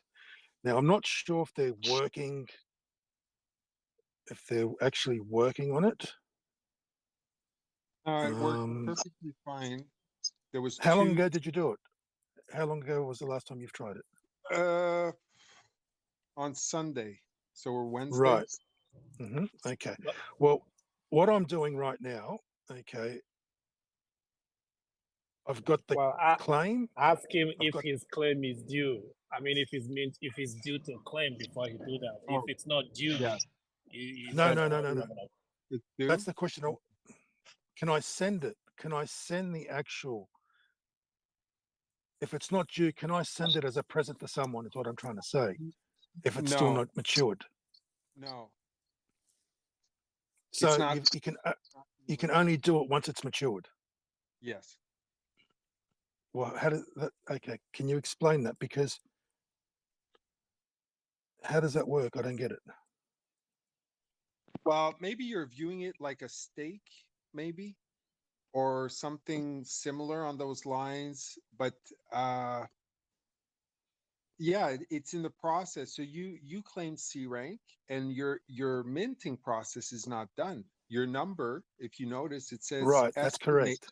It That's says correct. estimated. It's just an estimation. That's You're still correct. gonna That's be- correct. Yeah. So you're still going to be gathering. It's in the process, and when it's going to be matured, it's going to appear as claimable, and then Right. you'll be able to take it. And you have 7 days to do so. You'll Right. incur Okay. a penalty, right? Progressive penalty Right. for 7 days.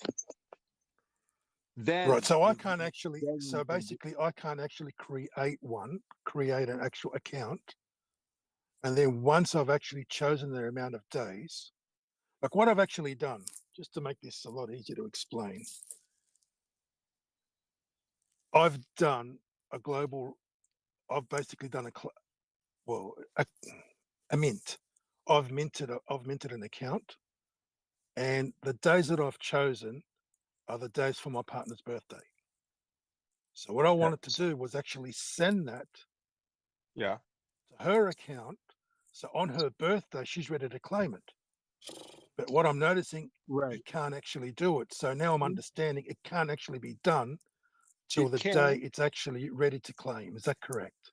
That's what the you're way saying. to do what the Got way it. to do what you're trying to do, okay, to make a gift like that would have been, for example, you could do two ways. One way would be to buy a hardware wallet, okay, for that person, and then do all the mints and all the stuff, and just give them the hardware wallet. For one. Or Okay, yes, I get it. Yep. Right. Or you could make a new MetaMask, you do the things, and you give it to the person, and you give them the seed word. But I mean, it's, It it was is just what a it is. one-off. It's just a one-off. A one-off. Gotcha. Yeah. Yeah. Yeah. Okay, fair enough. Yeah. I don't Okay. know how you can manage that. Other So than basically, I can on her just send it on the birthday. day that it's ready to claim, basically. That's the only Like thing I can do. claim and share and send it to her on her birthday. Yeah. So I've got to claim it, and then once I've claimed it, you then share it. Is that right? No. You can claim and share it directly to her address in one swoop. Just put her address. Say, here, sweetie, and Oh, give right. So she pays the Yeah. gas fee to actually claim it. No. And You will pay the gas fee. You will, why, by doing that, all she's going to get is the Zen. It's going to appear in her wallet. Boom. No gas fee to pay. Oh, right. You did it. You claimed and shared. I don't really understand the point of that actually being there then, to be quite honest with you. Because I can claim it. Just bear with me. I can claim it. And then I've got there's very much a point to it. It's the point that the one of the most useful points, other than what you're trying to do as a gift, is that if you have 100 wallets, you don't want to have 100 stakes because you're going to pay 100 transactions to stake them. So what you do is you claim and share to your main wallet, or maybe a hardware wallet, even better, and you just claim and share, always pasting the same wallet, and then all of them, they arrive in the same wallet. Now you have a whole bunch of Zen in one wallet, and you make a nice big stake. You don't do 100 stakes, you make one big one. Right, I understand that. But what I'm actually trying to understand here is what's the point of having the claim and share? I don't get it. Because from what you're saying is you can't use that function till you're ready to claim it till it's mature. Correct? Yes, but there's a couple things. So when you claim it all alone, it falls into the wallet you're claiming it. So if you had 100 of them, every wallet would claim their Let's own. just and talk they about all- the one. Let's just talk about the one. We're just Okay. talking about the one. Well, So that's we don't one. Right. confuse it. Yes. Yeah. Mhm. So that's one function of it. The other function is that if you want to change wallet, the one, okay, it doesn't touch your wallet. The claim share it doesn't come to your wallet. It just goes to the other wallet. So that's for security purposes with a hardware wallet. So it'll never. Right, I get it now. I get you. Yep, I get you. So you can move it for, okay, I understand now. So it's to Okay. be moved into a hardware wallet. Understand. Yeah. Mostly. Okay. Right, okay. Okay, Also, thank you. yeah, no problem. Hey, honey. You hear me, honey? Hello? Yeah, can you hear me? Yeah, I can hear you. I just wanted to share when the lady was he was helping the lady out with the contract and the wallet or whatever it is. I'm not sure if this could help. But The you BNB. ever heard of have you ever heard of have you heard of Beefy I think it's Beefy dot finance? I've heard of it. I didn't really get into that one. Yeah. What about it? Okay. Well, they got a little a little dApp that you could check to see if any contracts had connected to your wallet. Um, it's called allow.beefy.finance, and you can check that out. Okay. And it can show you if any contracts had connected to your wallet. If they have the function of unlimited or print function, you can see Right, that. the permissions. Yeah, there was Yeah, one I'm familiar with. Maybe it's the same thing. Was like on Rec. That was a yeah, while right. back. Yeah. Yeah, that's the same thing. And it Um, removes the yeah, no, and you can ask to remove the permissions and do all that stuff. yeah, definitely. Yeah, that's cool. I'm not sure if you had And mentioned it to her or anything, someone told me a because couple I was days out for ago. like a good couple minutes after when you were talking. Yeah, yeah. Someone told me, yeah, that's a good point for the permission aspect. Like she was quite convinced it's a Trojan, and I tend to agree with her. It probably was the Trojan, because she Mm, said she never gave any kind of permission. But the someone told me, I think was it Binance or Etherscan, like an I don't think it was like it wasn't Uniswap or Pancake Swap, but something of that kind, very that we all go to and use, offered it now. The same functionality to go scan if you had any permissions. Either Etherscan or maybe it was Uniswap. One of those two actually has that function now, which I okay, found okay, interesting. Yeah. that's good to know. I'll add that to my library. I'll check it out later on. Yeah, it's definitely a must-have tool. Mhm. All right, so yeah, I was just saying, I was just going to add that to your portfolio if you wanted to. Thanks. Your Yeah, little thanks. links. All right, later. Absolutely. Right.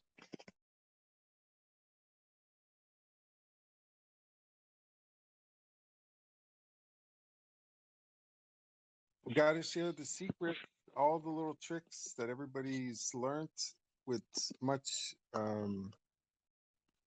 their own sweat and blood.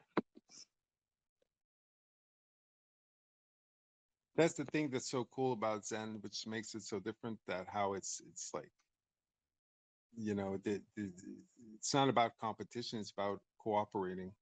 That's the way the project is built. It just helps everyone.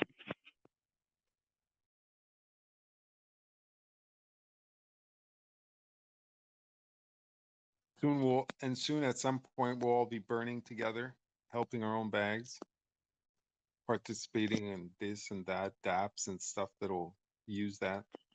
That'll be very cool.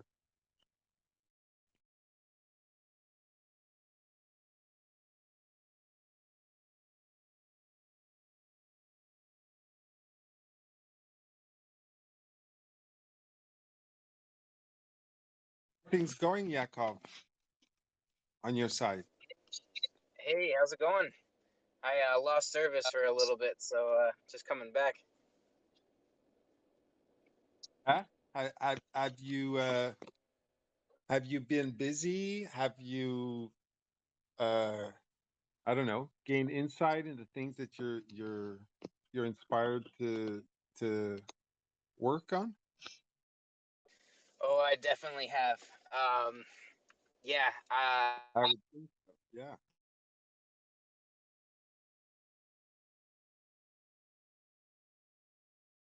Did you notice earlier someone was pointing out the functionality was added, I think maybe 2 hours ago, of portfolio. So you remember how Joe Blau I really appreciated the conversation we had about it too, and yeah, sorry, I think we're out of sync here. yeah, I got really bad connection. Sorry about that. Yeah, so someone was saying earlier that the portfolio, remember, I think it was you, like the portfolio function was hidden. Was that you who was Yep, using it? Right. yep. So now he seemingly unhid it. Someone was using it and tell me how cool and helpful it was to him. So something's up with Joe since about a couple of hours, because that portfolio is now visible, and I think there's a link to it. Yeah, and he said he was going to. I was listening to him this morning, or I forget when, but he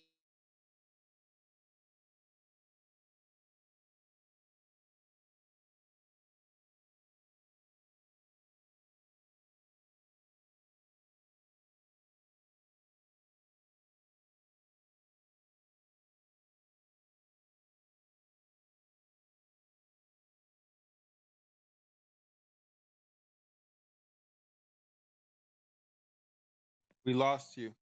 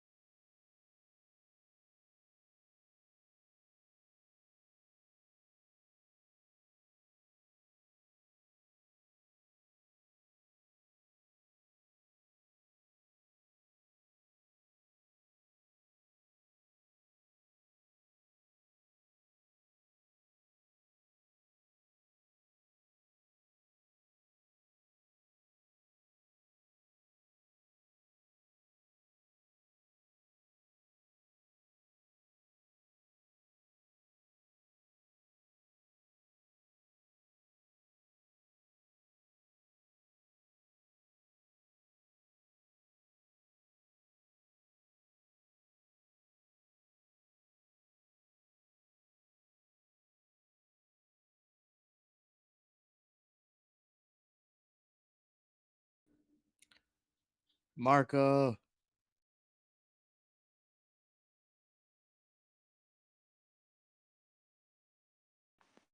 Polo.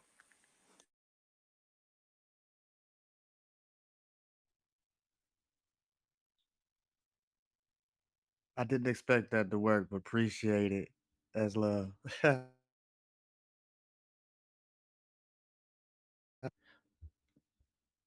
Is anyone available to answer a question?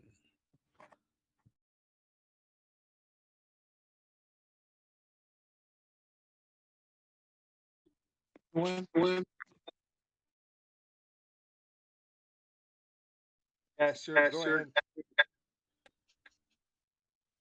Okay, thank you. Um, I believe I heard it mentioned somewhere about the different chains. So I started looking into uh the avalanche and uh one of the other ones. But my question is there a faucet to get AVAX from to try to mint with? Not as far as I know. Maybe someone knows of that, but I don't know. I think it may be a little expensive for there to be a faucet, but maybe it's not like Polygon. Not as cheap, quite just as cheap. I don't think. Yeah, I did But there, manage to use Matic to mint with. So, like super excited with like the potential of this project. Also, thank you because y'all been up here for like days now. I've been on the sideline, in and out, listening, and I guess learning and trying to take in. Appreciate the service. yeah, for sure. Nice that you come in and you know ask questions. Uh, share your comments, whatever. You have a good mic. Your sound is clear. That's nice. That's always nice. That's awesome to know. I'm actually just speaking into wherever the mic is on this current laptop that I'm using. So, good job, MacBook Air, I think. Yeah, yeah, very clear and no background sound. That's good. So yeah, I mean, no, I don't know of a faucet, but there definitely some. There was a cool exchange, although nobody vetted it per se for this, safety, but it does seem decent. It was Django.network, and there is seemingly the place where you can get all the coins for all the chains, cross chain and all that. So that's kind of handy, but you're not going to get it for free.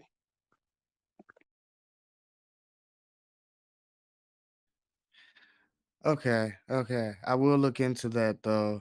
I was considering if I could get tokens on AVAX, then when I mint it, and as I claim, I was thinking I would be able to sell my mints to like start slowly building up, gas and uh AVAX tokens and like my Zen bag there because I would like to ultimately get on all the chains because they all popping.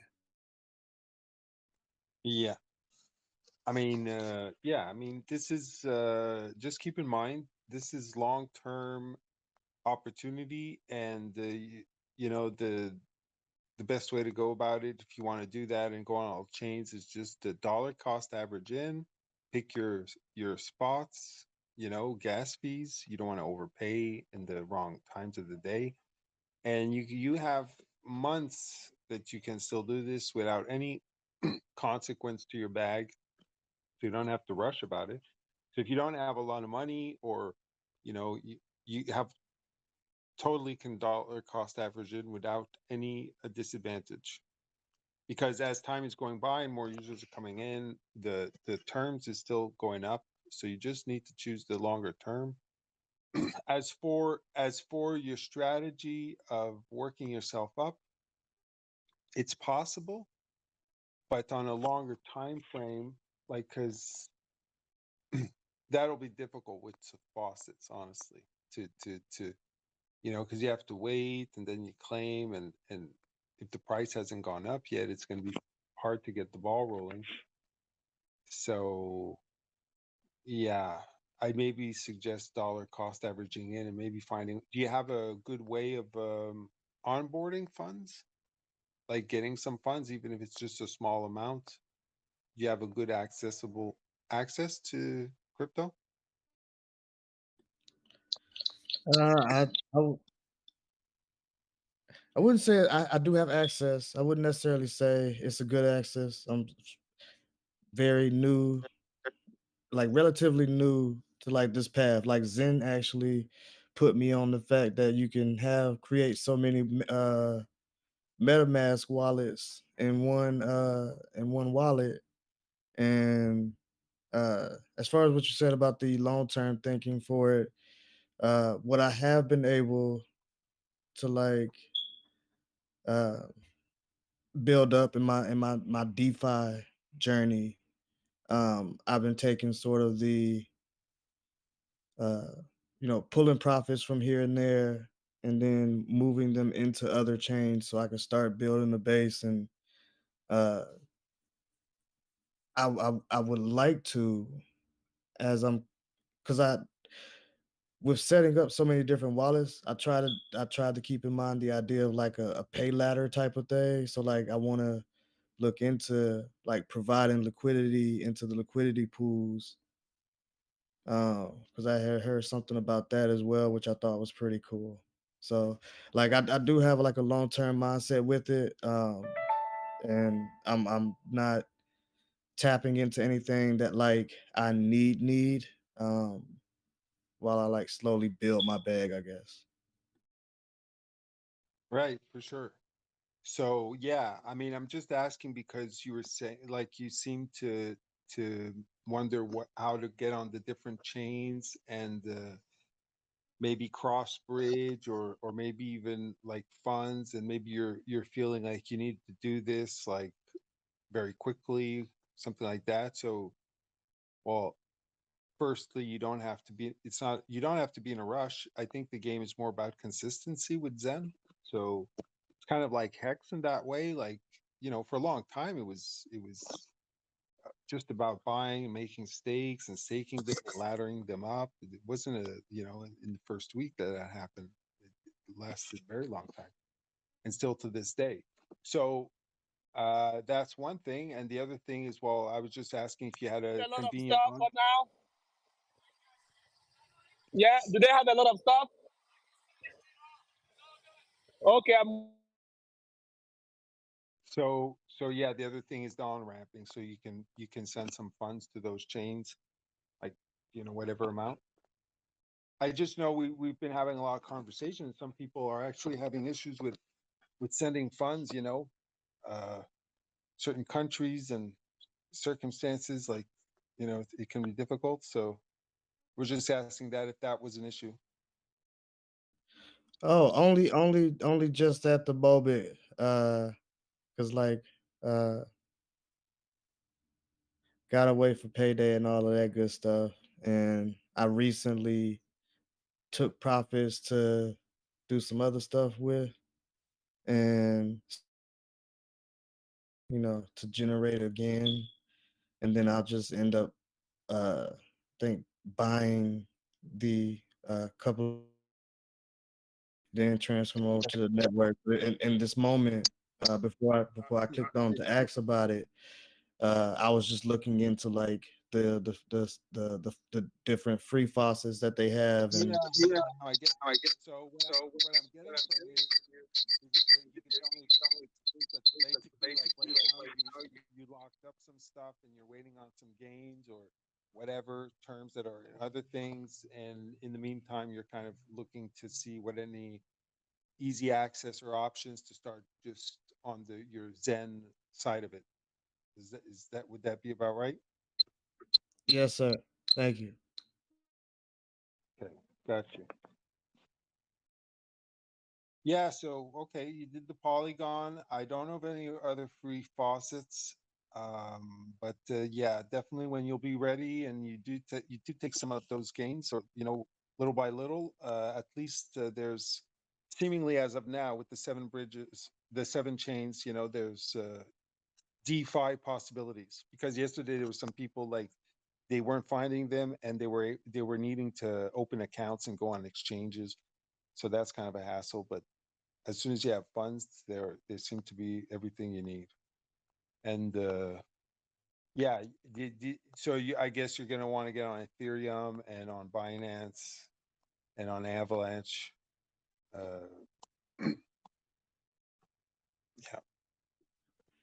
Yeah, I did manage to get some on Ethereum. I was able to make like 4 wallets with Ethereum, and then I went to the Binance and made like 14 there, and then also on Polygon. I did like 13 or 14 there, and I think I did 12, one or the other. Um, both shorter and longer times. Uh, Mostly just got these shorter ones just so I could try to, just keep staking that because I like the idea of like being part of the floor for this thing. I think that'd be pretty cool. Right. So, okay, let me just use this opportunity because we have this a lot. There was some earlier, and one guy came in and was talking about his long terms. He had some some short-term mints. He had already claimed them. He had them in his wallet. He was like, "Okay, what's the best strategy? How should?" And that's the advice he wanted. And smart guy. But I had to tell him like those mints. There's basically nothing you can do with them because staking them is not worthwhile because the APY of the staking is very small in comparison of what a mint can give you when you choose a long term. So anyway, we went through the math. I explained everything, and then he clicked and he said, "Oh my god! Like now I get it. Like it's all about the mint. There's no, they're not even close. Like not even close. We're talking like multiple x's of difference. So the point here is just that even if he staked that money that he had, he had like he said if he gathered them all up, he had like 10 million Zen. So we did the math, and just to illustrate, and 10 million Zen, if he staked them for 3 years, that was 20 APY with the highest APY, right?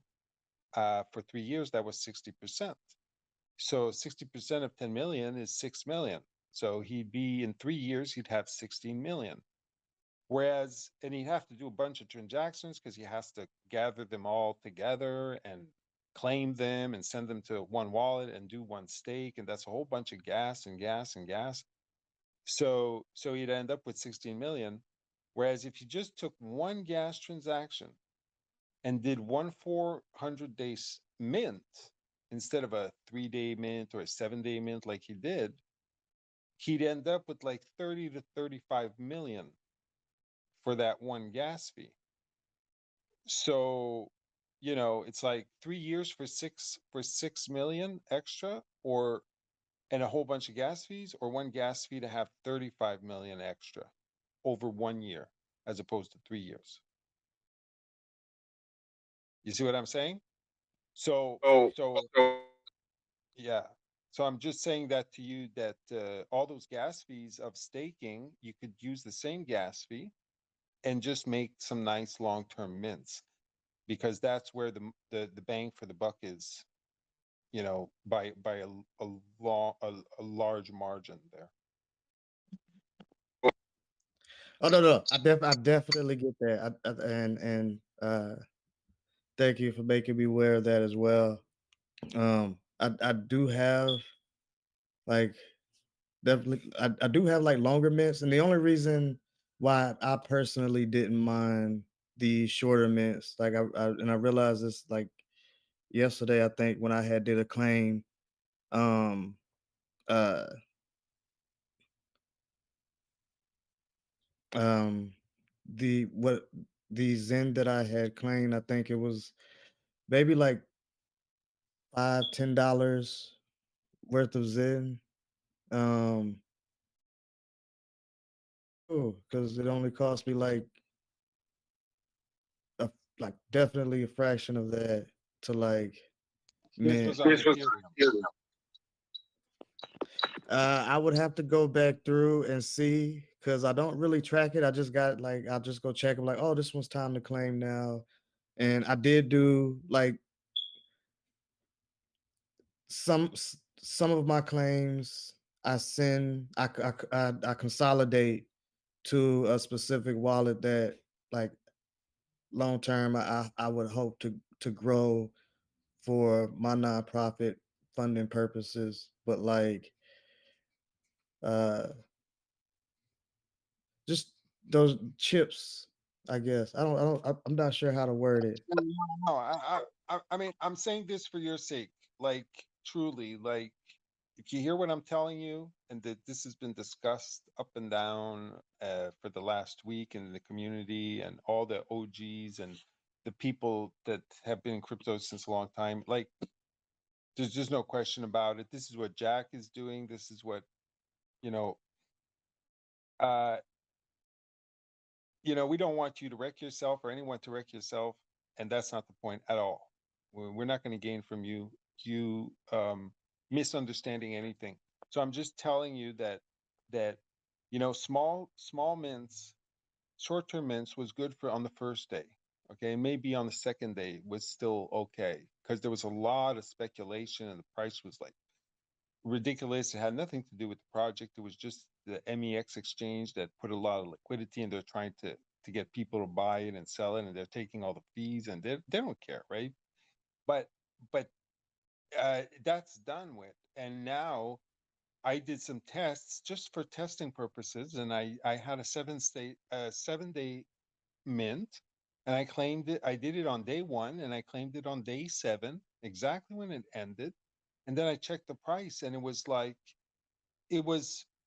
you know, barely more. It was reaching fair price, but with all the transaction fees, I couldn't even break even.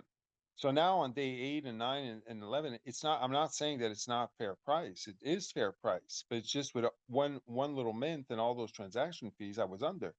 So the point of it is that that game is just not worth it in monetary terms, and it's not yet that we'll have the pump. The pump that you'll want, those real gains that that you would like to have, are going to come later down the road, and they're going to come to the people that have millions, of Zen, millions and billions, and that did it consistently for a long time and took the advantage of the long midterms, right? And by then, the price will have settled itself, and it will have had time to gain some appreciation. So, the gas fees are important. Don't buy when the traffic is high and it costs you a fortune, because if you pay twice as much the gas fees, you better have twice as much the Zen, to equate the same equation. But you won't have twice the much Zen because you can't boost it like that through you put max, you put max, sorry, you put max term, you put everything to the max, and it'll say to you like estimated 30 million or 25 million or whatever. And that's the best you can do. If you pay twice the gas fees, you can't jack that up so you get 50 million. It's still going to be 25 million. So might as well pay half the gas fees. And then you cost average in like that. At the end of it, it's like when there will be some profit to make, you will have a much greater margin of profit than if you paid 4 times the gas fees, and or chose shorter terms. That will wreck you. So yeah, just know that that's like, if you want to make gains, that's the way to go. And some people want to speculate on it, but it's just not. It doesn't work like that. Like the price is going to keep going down for a while, for a good while. So to try to get a green candle, it's not going to. It's not. People sell out too quick. You won't be able to do anything with that. And I know a lot of people have this notion from other programs and other things like staking is the way to go, but in this instance, it's minting that's the way to go, and after that is the staking. Okay, I get that. I get that. So I have a question attached to that now.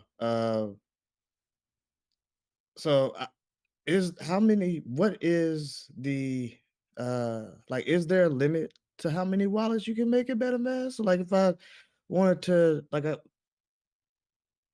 said, I think I have like 12 in one, and like if I opened up some more, then I did the max mint day on like each of them. Is there like a limited, like, does it cap at like 50, cap at 100? Do you know? No, none, no limit. And you can Okay. open other wallets and have for your own organizing purposes.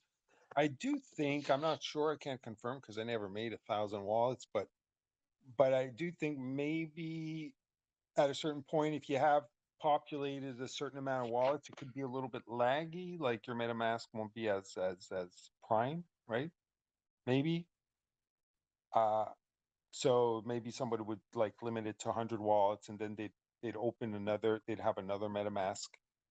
A way to have another MetaMask is to have another profile. If you're doing hot wallets, you can have another profile on your browser.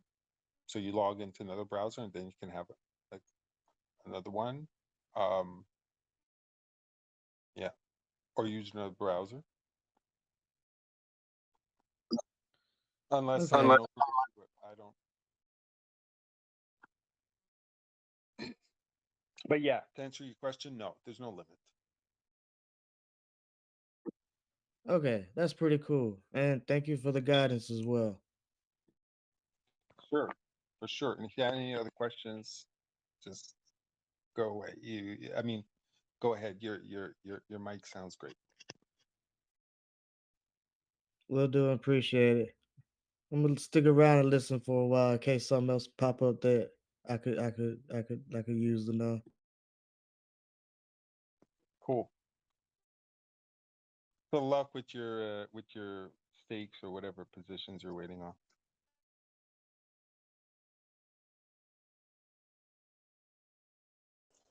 Hey, what's up, honey deals again? I'm back. Hey, Yakov, you left at the best part. You see, you're about to, spill the beans, and you disappeared. I know. I missed you guys. Yeah, I had terrible reception, and then my phone died, and it was a whole thing. But I'm glad I'm back. Yeah, I was one of the things that I was gonna mention that Joe Blau mentioned. How he was kind of going to revamp the portfolio site, and he had other feedback from some other user who kind of they're basically going to make it function a little bit better and easier to see when stakes end is kind of the feedback and what he's going to be working on next with it. He's also flying to some crypto conference or something where he's going to give a speech, so I don't know if he's going to join us as much in the next 2 days or whatever, but always good Okay. things coming from Joe Cool. Blau. Good to know. So in other words, does that mean that he was making it clear and all that? Did he mention anything in terms of the calendar aspect? Did he encounter No, obstacles with that, or was he dropping the no, idea, or? no, not necessarily. I don't know if he really entertained the calendar aspect as much as a calendar, more so to organize the dates better so that it is more clear when stakes would be ending or something like that. Right. I didn't go into much detail. Right. Okay. Okay. No, but I can just imagine. So maybe he'll do one thing at a time, which is good, and he's doing that aspect. So now people can see and all that. Some guy came in earlier and he was like, "Wow, did you guys see the new portfolio function? It's super helpful." Da da da. So that's great. Maybe Yeah, and Andy was upped that the limit. Andy upped the limit from 15 to 20 that you can view at a time, which was very helpful for me as well. cool. So Yeah, yeah, and I the other actually thing I looked. wanted to Yeah. share with you, Honey Deals, is yeah, I really enjoyed our conversation and the feedback, and it had me. I kind of went back to the drawing board a little bit and really internalized and thought more deeply about first principles and kind of conversations that Jack has had in the past that I found on YouTube and I have something else that eventually I will share again, but yeah, I'm still cooking and I really like the direction that I'm going now. A It's lot awesome. cleaner and That's awesome. That was the whole idea, not to change the direction, but to just like deepen it. And we were talking earlier. Zensu was here this morning. I don't think you were around, but I great. I was around, but I was also driving, so I had poor service as well, so I might have missed snippets. Okay. So yeah, we were just talking. Well, it was a very good conversation. Stardust was there, and we went through many things. But one of the things was uh, Zensu was talking about. At some point, he was talking about the spreading out of of the pro- of the project, of the protocol, the different chains, and eventually, exchanges picking it up like Binance and all that, and was on that topic, and trying to see like how to manage that, and what was the next step and all. And I just kind of turned to, I brought it to also another aspect, another dimension. I said, yeah, like that's the horizontal, you know, plane of things, like spreading outwards, but there's also the vertical, which I was telling him I noticed was like the tremendous amount of inspiration and engagement and the depth of conversations. And I said that's very important as well. And it's been just mind blowing to what extent it has been in the first, 10 days or so. So that's in that vein, what you're talking about, like to just put more thought and contemplate and let it cook and really get, inspired by all the possibilities here, the of reaching to people. And we talked about resonance as opposed to just logic, right? Like people, and this pertains very much to the conversation we had, you and I, that the couple of days ago. uh People can understand things and logically, and you can relate to them logically, but then there's another side where it just resonates, and they don't necessarily understand why, but it resonates, right? Something about it resonates, and I think that's a lot of what's been going on. And that starts with Jack. Just when you listen to Jack and how he is, and or Zensu, or the whole ethos of the project. So whatever you're doing, like, keep that in mind, right? Like that resonates, and but I'm sure you are, uh, is even more so of value than making sense or being logical, or you know that kind of thing. And yeah. No, thank you. Yeah, those are incredibly wise words, and it it's so reminiscent for me. Like when I first got into crypto, um, it feels like the earlier days um, in Bitcoin when the community wasn't as factioned. There was a lot more, free thought and thinking about what we can build together. And this community just makes me feel like that again. And so I love all you guys for it. And I just am very eager to, keep those core tenets, those first principles, and especially use this community to help, bring that to the world more. So It's I it's appreciate. it's just about listen. It's just about bringing it to back to life after it's been after and while it's constantly being stamped out in people. Basically, it's that which is already exists, which is the passion, the intelligence. You've probably heard me mention that word a few times. Intelligence, everyone is intelligent, without a doubt. It's just that sometimes we're not encouraged to use it so much, and sometimes people shy away from it for whatever reason. But yeah, it's about bringing to life things that are already there, more so than anything. And the way things are set up, and the economic system, and the incentivizations, and all that tend to you know just try to stamp all those things out, and just say, and no, no, no, like, just do this, buy this, and think that, you know Hmm. so yeah. It's not so complicated. It's not a complicated thing that we have to do, right? It's just a uh I don't want to say a difficult one, and and nor is it a novel one. It's just it's a forgotten one, maybe, is the thing. How to be, how to relate, how to communicate, how to settle disagreements, how to look at things from different perspectives, how to not give up, and be patient. How to share, etc.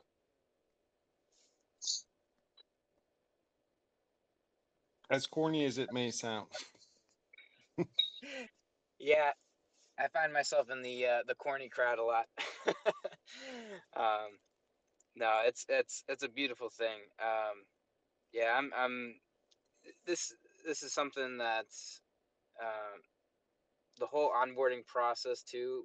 To introduce people into core concepts of crypto. Like I can do that with this, and that's just an amazing tool in of itself. Um, and I even was thinking of a dynamic where to use the burning function, where you could have a basically a community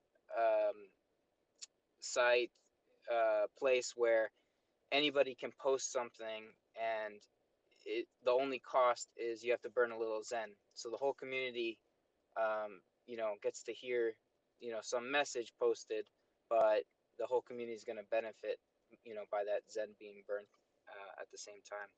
So I'd like to incorporate that as well. But enough of me chit chatting about ideas. Yeah, no, but that's going to be so interesting. All that comes in relation with the burn, and how the potential virality of it is going to be like, because I can't remember seeing that. You see burns, you see projects where everybody is kind of, oh, you know do a burn, please do a burn, or those kind of situations. And then the devs say, okay, on that date we're going to do a burn, and everyone's like, hooray, they're going to do a burn. But now it's going to be in our own hands. We're not going to know, so that's going to be super interesting, the It use. will be. Yeah. Yeah, it will be that proof of burn. And then another thing that I was actually wondering, I posted it in the chat. I don't know if someone came up with an answer for me, but I was wondering, because I know that the burn function is because there's a burn address on Ethereum. Well, is that burn address the same across all different chains? Is there a specified burn address on each and every chain? Do you know the answer to that? Well, that's normally, that's not on the chain. It's on the contract of the token, like whatever token. So it has its own code. Like Zen has its 400 lines of code, and it's contained within a contract. And in that contract, it will typically have a 00, or dead address. That is, from my understanding, unless this address there's some different mechanism, but usually there's that chosen address. In this case, it's also the address where they're created also. The mint. Yep. Yeah. Yeah. I just didn't know that. I thought I heard I could be totally, off base, but I thought that the burn function was set up initially by Vitalik creating a dead address, basically. But yeah, I don't That's know if that's but true. that's how it's set up most usually for the coin and its own dead address. So if you go look into contracts of different dApps, coins, projects, and you will very often times see, unless they don't have a burn function, a dead address, and that's where it's sent indeed. And you can see in those addresses, the dead addresses, you can see the amount of coins, right? So it's like, oh, there's 1.6 billion burnt coins, and they can never be retrieved. It's like a black hole, right? Right. They're dead, but it lets people keep track. But I think also, and this may be the case with this, they may disappear because it's the same address as the minting. And I think the staking uses it as well. So the stakes are burnt. And then when they're unstaked, what it does simply is it remints them. But while they're staked, they're completely they disappear from the supply. They cannot be seen as being part of the supply while they're staked. But if someone claims their stake, then they're reminted to the value Oh, that they're stake. Yeah. oh, that's very interesting. I didn't realize the mechanic worked in that way. Yeah, it's set up that way. I mean, you can do things so many ways. It's just about coding it and the way you think about it, and that's the way Jack set it up. So it makes use of the burn function as well, the staking. So it's very flexible thing, and you know, yeah. Important thing is it's open source, and it's it cannot not be changed. There are no keys, and that's it. That's all. We need just understand it and work around it. And this thing is like a spaceship, leaving for, forever and ever and ever, launching forever and ever and ever. That's right. Yeah, I always get a kick out of the various tokens that people send to contract addresses. Um, you can see it like on Etherscan when you go to the contract address. There's going to be a bunch of random coins that somehow got placed into there. Yeah. Yeah. Oh man, tell me about it. Yeah.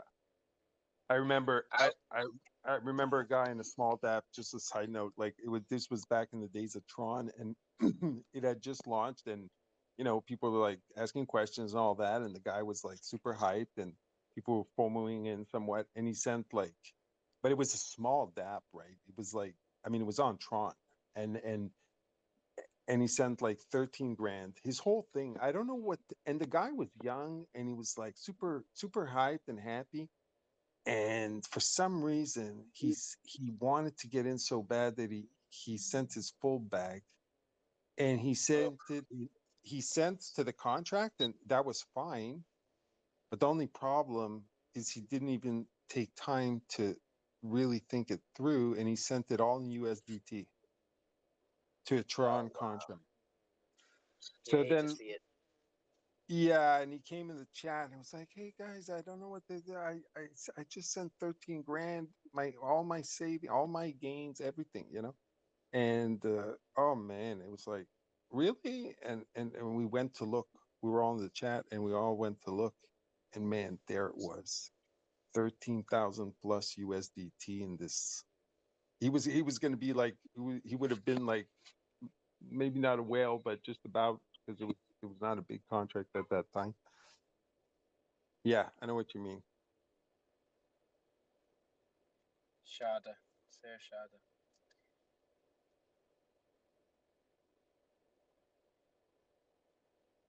Yeah, and then it's there forever and ever and ever. Like no way. And the dev was there. Like the dev was there, but he couldn't do anything about it.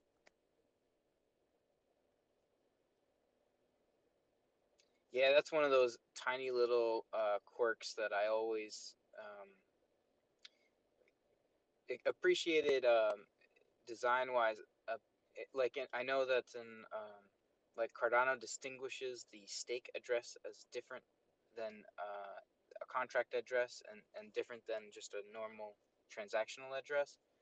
So I always felt like they should have some sort of letter or number distinction in the front for contract addresses that make them just clearly different than a normal Yeah, Ethereum address. yeah, I kind of agree. Yeah, that would be kind of useful. Definitely. Yeah.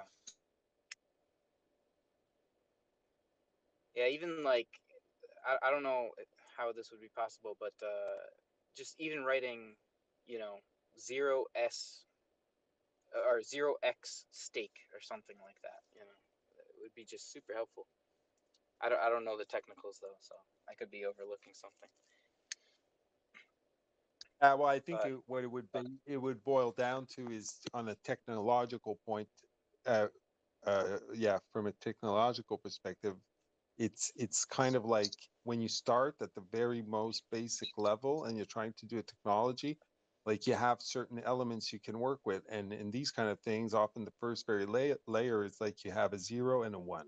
That's what you've got to work with, and that's your that's your first step, and you start from there. And if you try to add complexity from the first level, you're going to make the whole thing more complex and more heavy to drive. So they probably just settled for like, okay, that's it.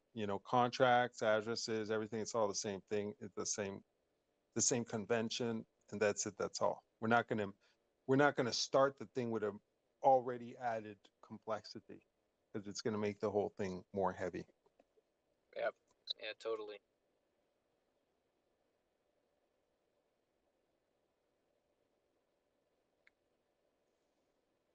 Edgar was interesting. I like when when devs come in, and devs that are like actively coding and all that. And I think you've seen him. uh he comes in, and it added a lot to that conversation the other time, just to have his perspective. I don't know if you were there though, but it was with Jack of Hearts, and we're talking about the US dollar and stuff and gold. Yeah, I think I caught it like halfway through, so I was like catching up in that conversation. Okay, Yeah, okay. yeah, that's I do like my fair share of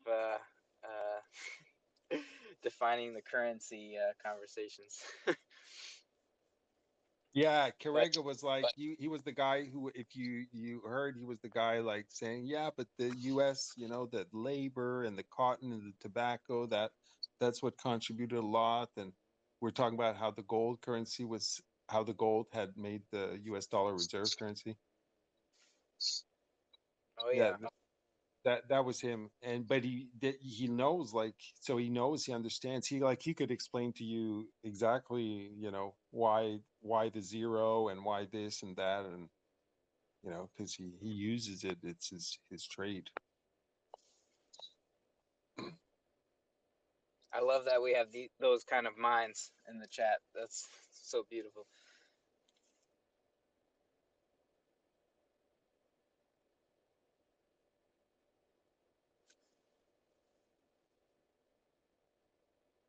Yeah. We need that input, like, to coordinate everything, kind of just for the technicalities, and seeing what are the best avenues to go about it initially. Like Joe, for example, has his notions and what he works with, and everybody's different. Like him, he's great for the dApps and for the React, because he works with React. Hmm. So, but then like Carrega is more so Solidity, right? So when we have ideas and we want to kind of coordinate things and maybe have people connect and all that, and start in a certain direction to do it, you always want to know first what's the best avenue of approaching this challenge. You don't want to go in the wrong direction. So it's kind of easy when you know it. You know all the different tools and technologies, and what's the best way to go about it. But it's very, very useful, and I'm very much. I'm yeah. I'm always just trying to gather most information, and myself, I do have knowledge, but in the terms of coding, it's just that I'm not up to date. You know, you have to follow. You have to always be up to date in these things because it's always moving. And Yeah, it's like any language. If you don't use it, you kind of lose it. yeah, but in this case, it's literally new languages are coming up here.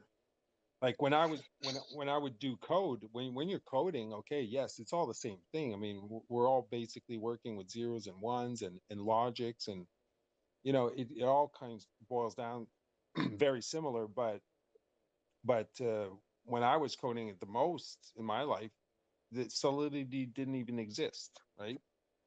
And Yeah, it's which languages did you grow up on? well, I was more like, I mean, I started from the beginning. You know, I mean, like back when it was basic and then C and C++ and Pascal and those kind of languages, you know, to work on computers. But on blockchain, it's different. You see, blockchain is very it's a very inefficient. It's very inefficient. Okay, you can't do much on blockchain. It's very slow. It's clunky.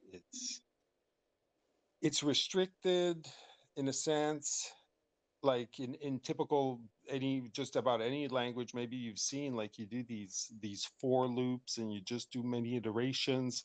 Well, you can do a million loops on a computer. You could say like for for 1 to 1 million, and it'll all happen within a fraction of a second, and you can make a video game doing loops like that and doing all kinds of things.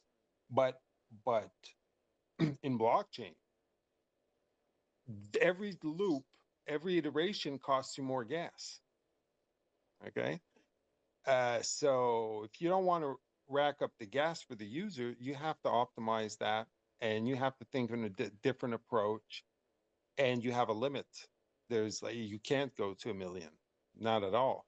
So you have to, everything has to be thought up, and then you go do it. And the functions are somewhat limited, obviously. I mean, we're not playing video games with blockchain, and you have to pay for it. So yeah, it boils down to same kind of thinking and stuff, but it's just another approach and another language and different libraries. Yeah, that's a good point. Yeah, because in a lot of different types of code, right? You're referencing libraries all the time too. So I think that's kind of a strategy that people are trying to get more implemented on blockchains. Am I right? Oh, there's there's a bunch of libraries, and they're Yeah. they're but yeah, it's different. It's just so very different. It's like you're using machines on blockchain, and they're doing the work for us every time we are interacting with contracts and doing stuff, and those machines are doing it for us, but they're doing it in a very very secure way. That's the other side of the coin. Yeah, they're clunky. Okay, you can't play video games with them and do like super simulator stuff, but you get the that trade-off gives you the security. That's what it's all about, and you have to pay for that. And yeah, very interesting. It's very interesting, I find. It's just when it's your thing, solidity, then security is a serious matter, and you're dealing with funds. So it's a whole, it's an expertise and a setup, and you have to manage it, and you have to be on top of it. Uh, Although once it's deployed and all that, then you're good. I'd love to. I really would love to. I just haven't had the in these last couple of years, 3 years. I dabbled a little bit, but you know, programming is something like you really dive into it, and you have to you do it. It's very involved. I bet. I know I can't do it. I mean, I haven't applied to do it. Applied myself to do it. So yeah, big investment.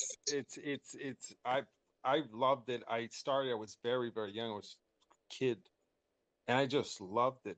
And back then it was like we'd buy magazines and there would be these pages of code and we'd just type them in, character per character. And at the end of it, you'd hit enter and then you'd compile it. And obviously you made a typo somewhere, so nothing would happen. Green would be black. But then you correct every little thing and you do that over and over and over. And then it would compile, go through, and you had a video game. And that was just to me the coolest thing.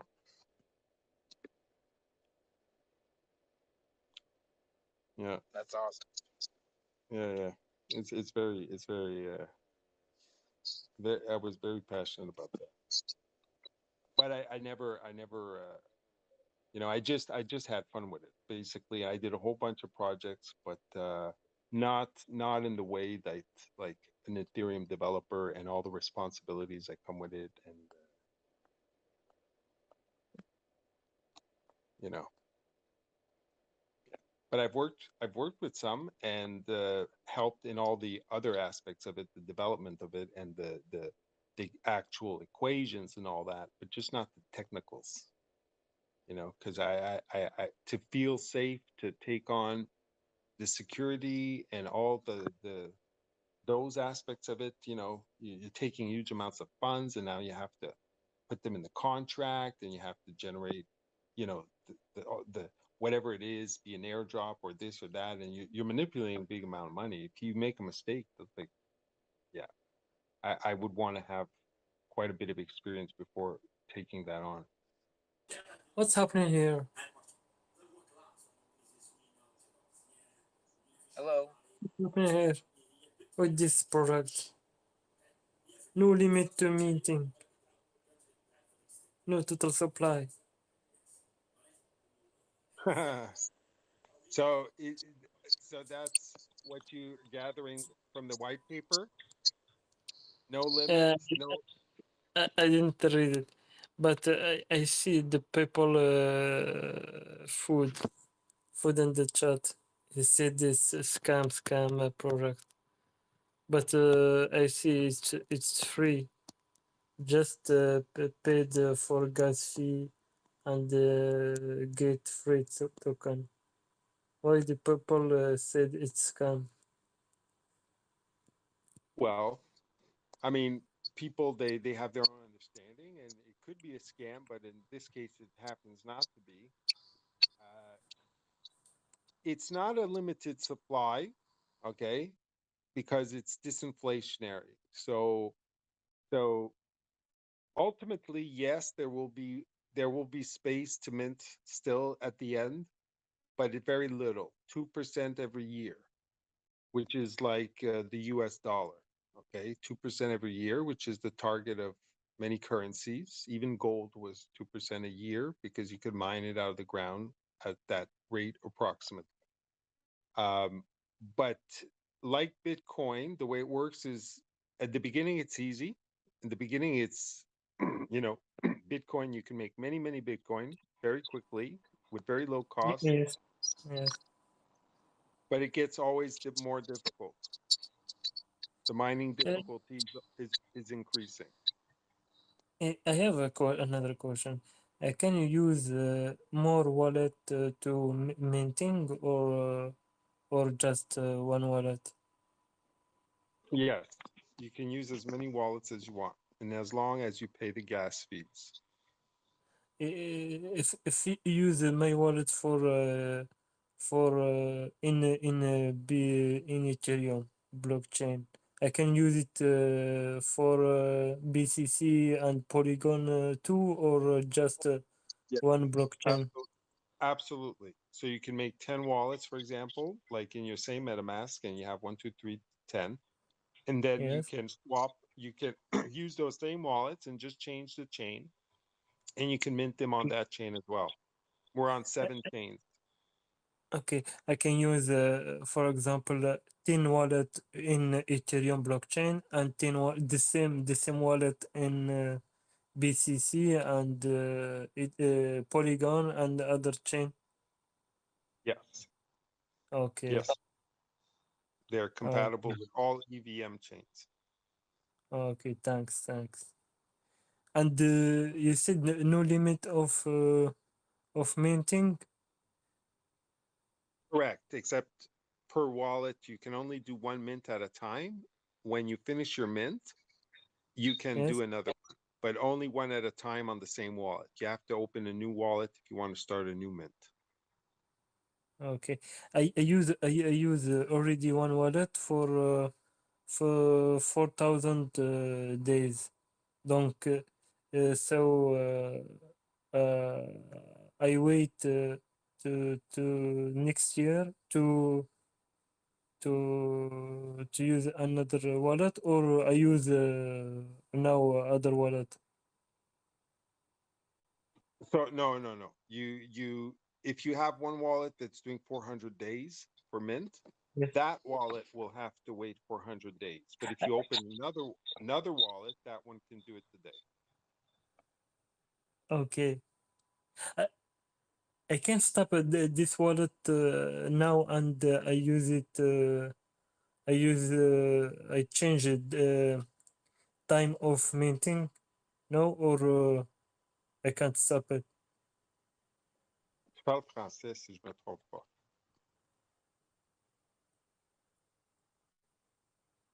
Okay, thanks. I will tomorrow. I will try again with other What's that? wallet. Yeah, okay. Thank you. I just wanted to let you know there's a French francophone, if that's your language, channel. Okay, I am France. I'm from Okay. France. Donc, c'est pour vous aviser qu'il y a un TG français officiel. Okay.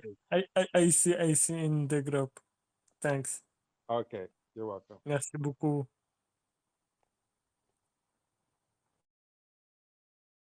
Yeah, I'm gonna hop off, but merci, bonne nuit, as well. Bonne nuit.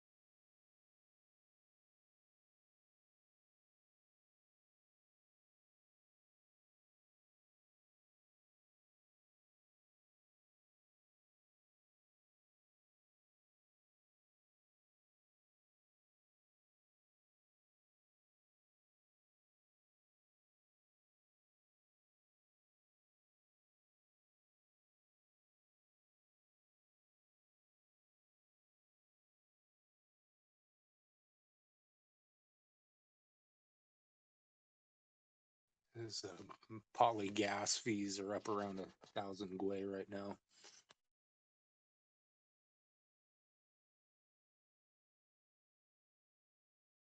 Just doesn't stop. Wow, is that still is that on the list? Is it still Zen that's the gas that's doing that? The gas guzzler? Oh yeah. Okay, because I noticed earlier that on ETH it was number 16. It kind of calmed down there. Yeah, it goes Zen, then that coin tool batch miner thing, which is working the bot Zen, right? Right, okay. It's crazy though. I've seen it dip down into the single digits, and then 2 seconds later it's back up to 300, and then 900 now.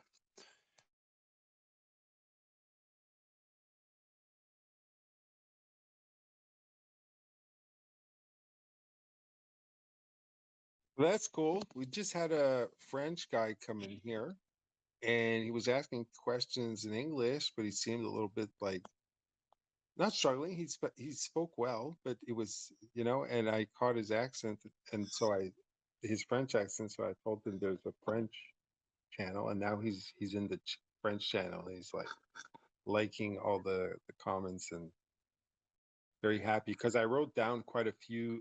I elaborated quite a bit on the tokenomics, just basically, so people can get grasp. Something that is hard to do in the English channel because there's so many people. And it's just, it's like you write something and it disappears instantly. Oh yeah, shout out to TB Bishop here. It looks like he helped him out, helped him find the French channel on the chat as well here. Good job, guys. Oh, cool. Okay, cool. Awesome. Thanks. Yeah, I think you were supposed to find it easily. I'm just not so familiar with Telegram and working all the little details, but I think so. Are you able to see it, Denizen? If you wanted to find a French Zen channel right now on Telegram, would you find it in an instant? Does it appear like if you wanted to? It looks like TB just sent out a call. What do you call them? The trigger thing. The exclamation point, and then wrote out France, and it just popped right up. So. Oh, cool. So the list is there. Okay, awesome. I was waiting because that was It just pulled up the French channel. Awesome. So awesome. it looks there. I'm sure there's way more than just France, but yeah. But there was we had 3, and then there was some other adding, and we were kind of trying to vet them. Well, ET was, I think, and I was wondering where that was at. That's awesome. I can explain it. ET is basically managing it, and he adds on different groups. So he added on Poland, France, and I forget the third one, but there's 3 of them right now, and you can just trigger just with the word. And the word is the language that I'm seeking, or like, what's the word with the trigger? I'll get it.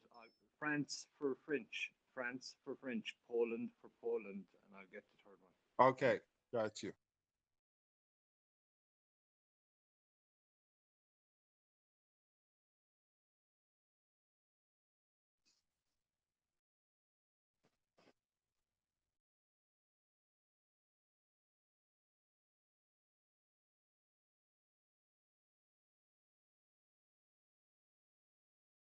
yeah, and like TB wrote just a minute ago in the chat, one of the original Xenians. What do we call ourselves now? He's been around before launch. He's started launching NFTs. If any of you guys are into that stuff, I just bid on a small handful of one-of-a-kind NFTs he launched the other day. So you should check them out. There's some cool ones out there. I'm generally not into NFTs, but I like to support him and Zen, and so I went for it. Yeah, totally. Sorry, can you repeat where exactly is that? You might recognize Scorpio Popcorn. Scorpio Popcorn Zen.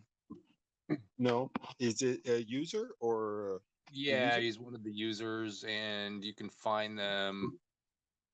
Well, the ones I'm looking at right now are called.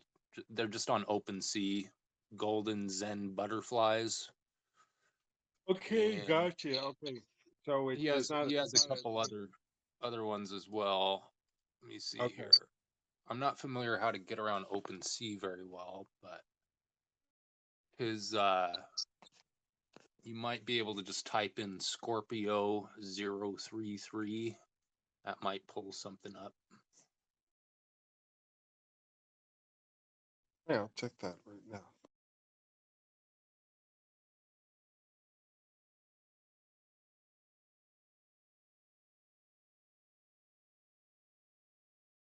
The third country is Vietnam for now. Okay, great. That's good. I know we had at least one, if not two, Indonesias that wanted to do. I would Do you know if that? I would love in a the- Korean. I could get an on board if I had it in Korean. There's a local business guy here, and Oh, he's damn, we're looking at it forgetting one. but I want it in Korean. Yeah, definitely, definitely. They were not. I didn't hear them mentioned by Jack on the demographics, but he only mentioned the top ones, and I found that a little surprising that like South Korea wasn't there. Uh, but I remember Indonesia was like number 3, I believe, or just about 3 or 4 in demographics. It was how was it? Was USA, Russia? Was that the order?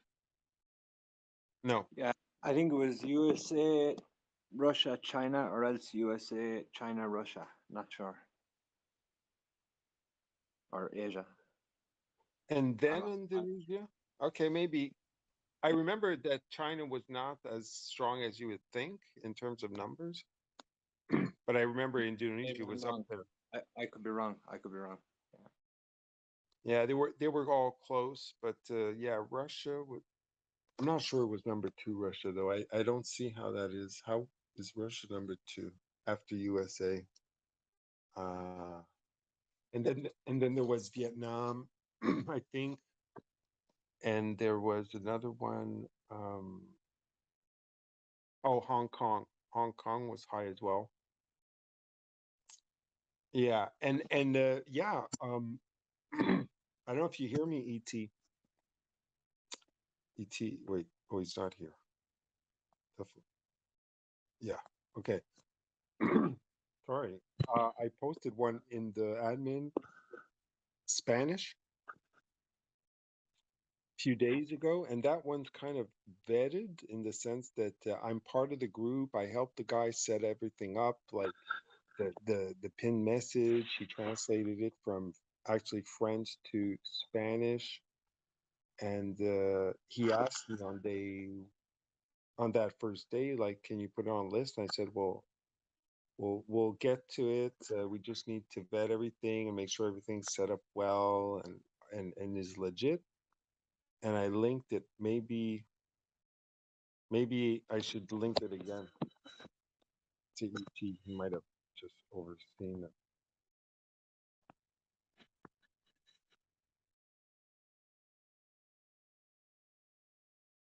That's a kind of a big demographic. I mean, all of Latin America and Spain.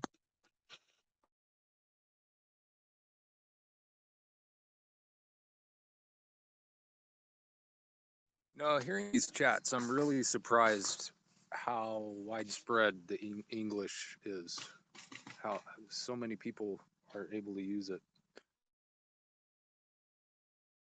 Never really been overseas, so I've never witnessed it, right?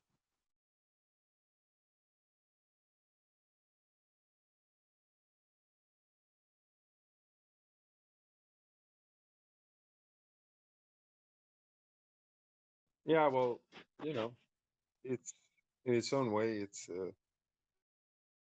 It's a very cool language. I speak both French and English and Spanish.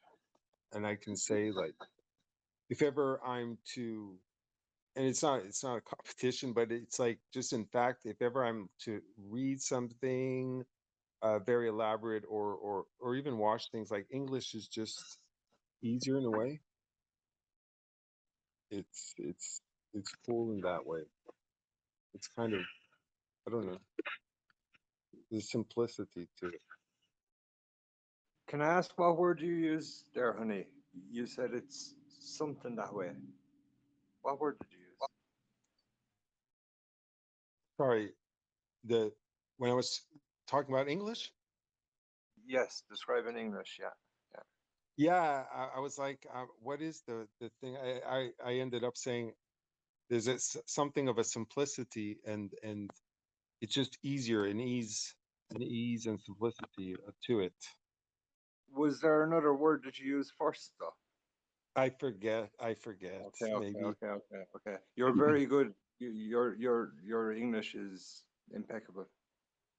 Oh, thank you. Native English speaker?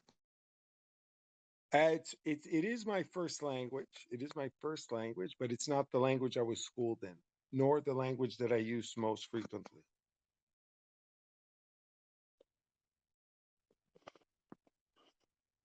But it is when you're speaking another language, it kind of you know one contributes to the other in a sense, because there's words we use in French, for example, and that's the language I use most on a daily basis. And then I'll, you know, that you use in French, you don't use them so much in English, and vice versa. So people will tend to say that I have a good French as well when I'm talking with them, the way I'll verbalize things. So I think that helps with language when you speak several languages. But it's like for reading, for example, it's like that always stood out for me as a kid, and I was schooled in French. It's like a book in English, it'll be let's say 100 pages, and the same book in French is like, I don't know, 160 pages. It's like just thicker and more words to read.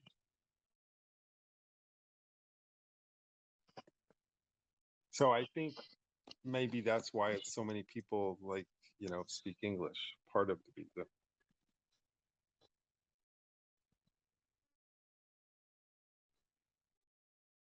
And I'm surprised always to see people that, yeah, myself, that like here where people are speaking French, and they pick it up quite easily. It's like I'm surprised sometimes, like how easily. Oh, and I understand everything, and they watch TV and they can understand easily. I think that's a cool aspect of that a language has that be like that.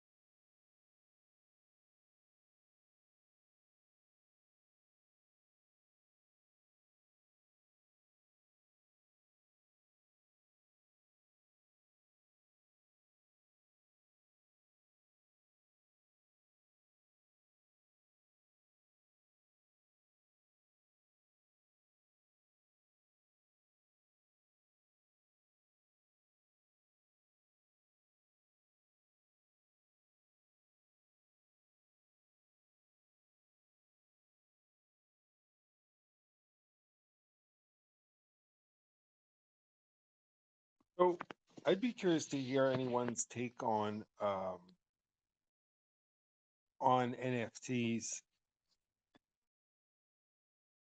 I never bought one, but I love the idea of shilling Scorpio's NFTs, right? So I'm happy to promote them. I might try and they'll probably be the first NFT that I buy.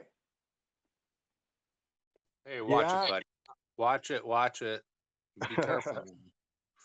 Well, I'll put it in a separate, isolated deal. Yeah, 100%. I'm just playing, man. I've got a small handful of the ones he launched to like day 2 or something like that.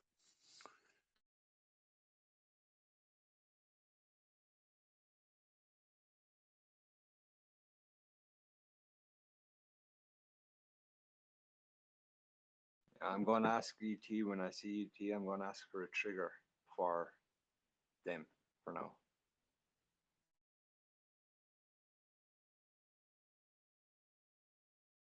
Yeah, do you guys remember before launch, Scorpio Scorpio Popcorn, he was in the chat, he was putting in these little witty quotes that were taken from quotes from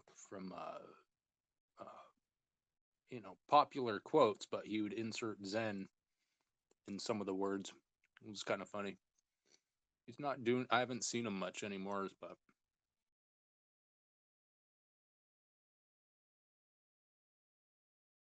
I have not.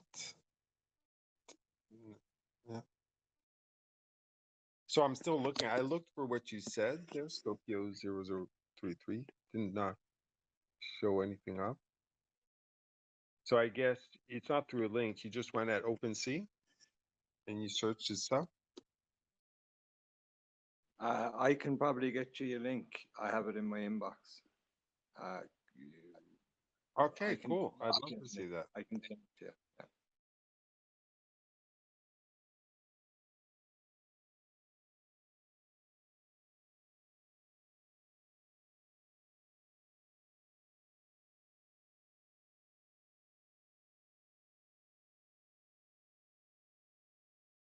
yeah, the clocks collection is pretty cool too.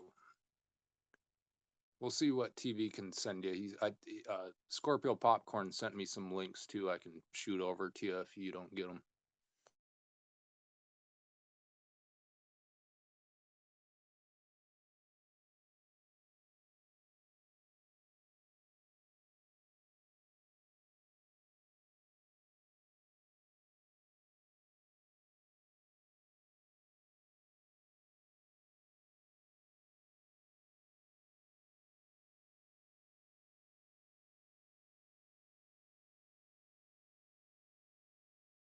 Yeah. I just Oh, sent go them ahead. over there. Hey, So funny deals on OpenSea. If you just input no spaces Scorpio 033, it pulls up a bunch of collections he made.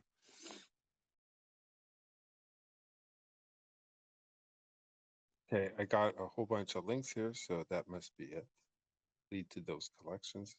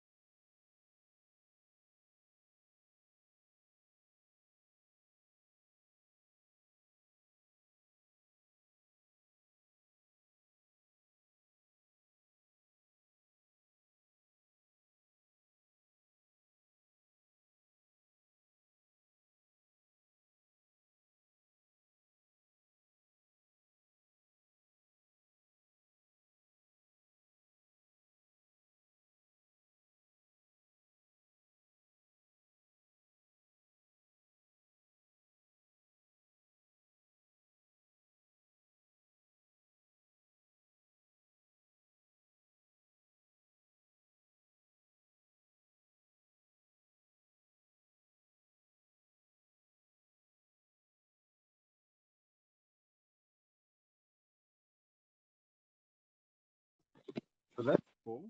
Wow, I actually do too like the clock. Like if I would pick one, it would definitely take one of those clocks. Nor All have right. I ever bought an NFT. I've conceptualized some where, well, actually, I've made some, okay, but I've never bought one. and the way I was making them was in relation to contracts. So it was to use as a functional, like a data holder, right? That you Yeah, could put into. What's that's that? where they're going. Yeah, that's definitely where they're going. Like the HSIs and stuff, right? I don't know what is the HSIs. I just know there's Tokenized tax stake. Oh, okay. I don't know the particulars of that one, but I just know there's like you can use it, right, to store information and do stuff. So that was what I was using it in relation to integrate with a smart contract, and actually probably similar because it was to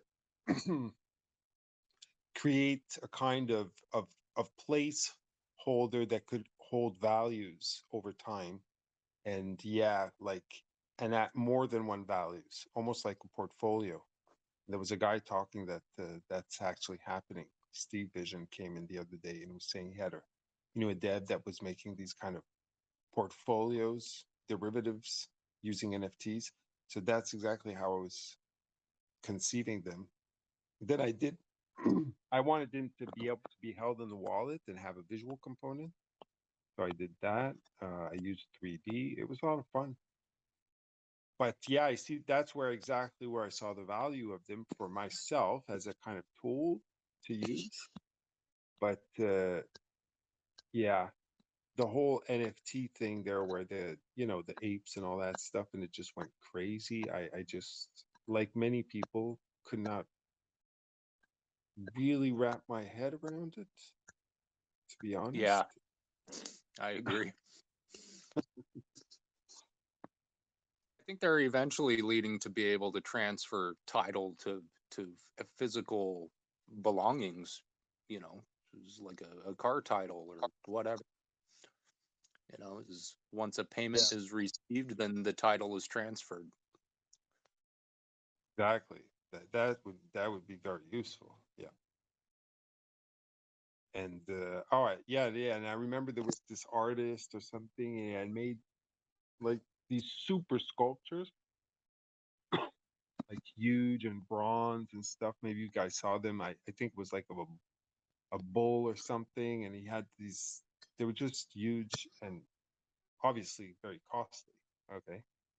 Uh, Big artistic sculptures in real metal. And they were worth quite a bit, but it was just so weird to see that get auctioned them for maybe, I don't know, like $300,000, $400,000. But then he made the NFT versions, which you didn't get to have the actual object, and those were auctioned for like 500,000, 600,000.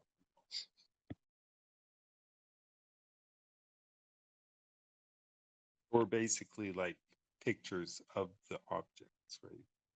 With a nice artistic effect to them.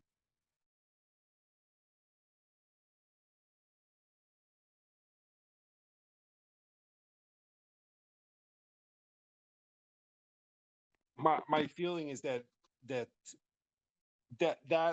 kind of thing is going to evolve, and the artistic aspect is going to definitely continue, but I think it should continue in a more you know like where artists are actually using them, and you know more free range than these few NFTs that go at crazy ridiculous prices that make no sense. And I could likely see how Zen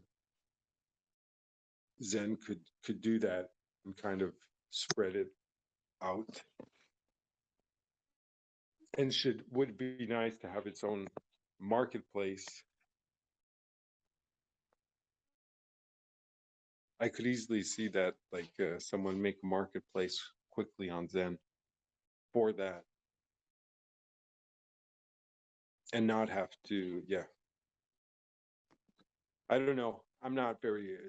It's not my thing, so I don't know much about it. But I don't know what the experience is exactly on OpenSea, and I just didn't find. I didn't find it. I was a little bit lost in there, like in an ocean. just I don't know. That's why I said I was wondering what you guys thought of it, of the whole experience, because we've been through it now for a while.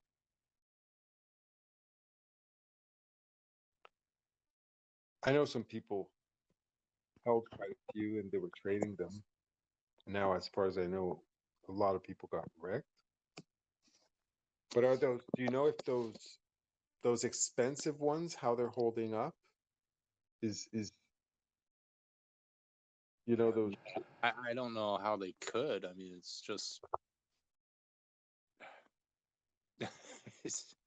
I mean, Like, I think I'm pretty much leaning on your side here. It's like I personally don't see the value in most of it.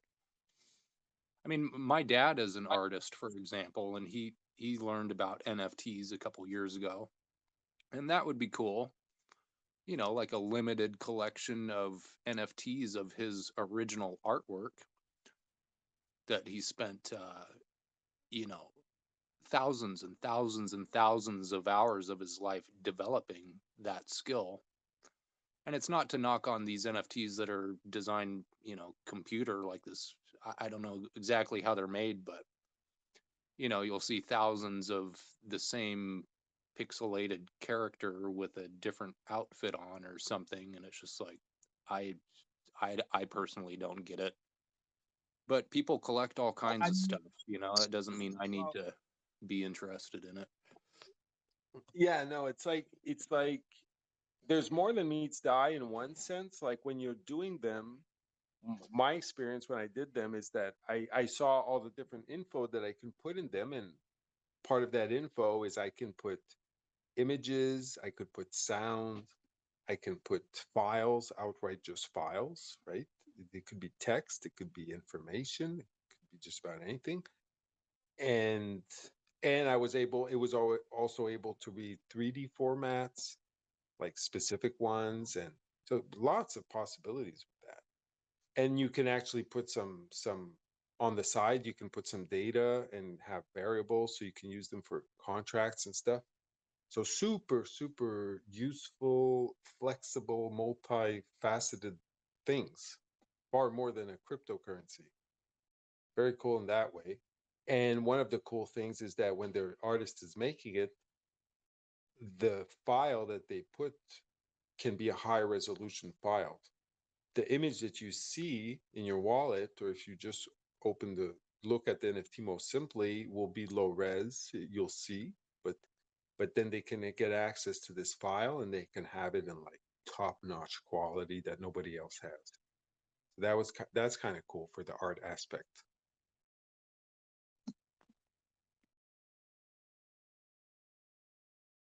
You know, within reason, right? Within, like, in the art world, you don't go paying $7 million for, you know, a monkey, right? That was the issue in this, in a set of, whatever, 50 or 100. But yeah, did that fall? Like, because if people paid tremendous amounts, my question that I'm wondering is, did they keep value to any extent reasonably relative to, like, those who paid, like, I don't know, 50, 100 Ethereum, or 10 Ethereum? Are they holding up, or it's like, or basically it's just you get stuck with it and you can't sell it, I guess. Or I wouldn't have a clue. I wouldn't have a clue myself. Not a clue. I guess they could sell it, but the price will be so much lower, but it won't be as low as if they had paid, you know, 1 Ethereum. Can I ask you a question, right? So do you know the Bored Ape Yacht Club? Did they just make up the price themselves? Did they just like print it for dollars and say it's worth millions? Is that all that happened there? No. It's kind of works like the art world. So I remember when I was younger, I had a couple roommates, and one of the guys, he was an artist, and he was quite talented and made beautiful paintings, but he was studying in psychology, and but he was very talented, and he had studied painting, and he had done it seriously. And he just explained to me, he said, you know, I don't like the art world. He says, you know, and he really explained to me, and I remember from then that when in the art world, you have to write it. You have to write a thesis that explains your painting and da da da, and it's like, it could be as thick as a book, and it's all this like gibberish kind of thing from his point of view. And he says, then you sell it, okay, and let's say you get $100 or $200, whatever, and then you can put it again, and then given it was paid $200, like now it's worth, you know, it's worth $800, and so on and so forth. And he says that's how it works in art. And then like you people know you, and then you're in galleries, and you have to get in the galleries and know the people and write your theses, and then people, they talk about it, and that's how you succeed in art. And I was like, okay, I thought it was about the talent. Like, so I had an awakening about that. And I think NFTs is analogous in a way. So they put it up for maybe 0.1 ETH or whatever, 0.05 ETH or 0.01 ETH. And then if it gets bid, then it was bid on. So the next bid will be higher and then higher. And if you get a certain FOMO coming in, that's how they get up there, basically.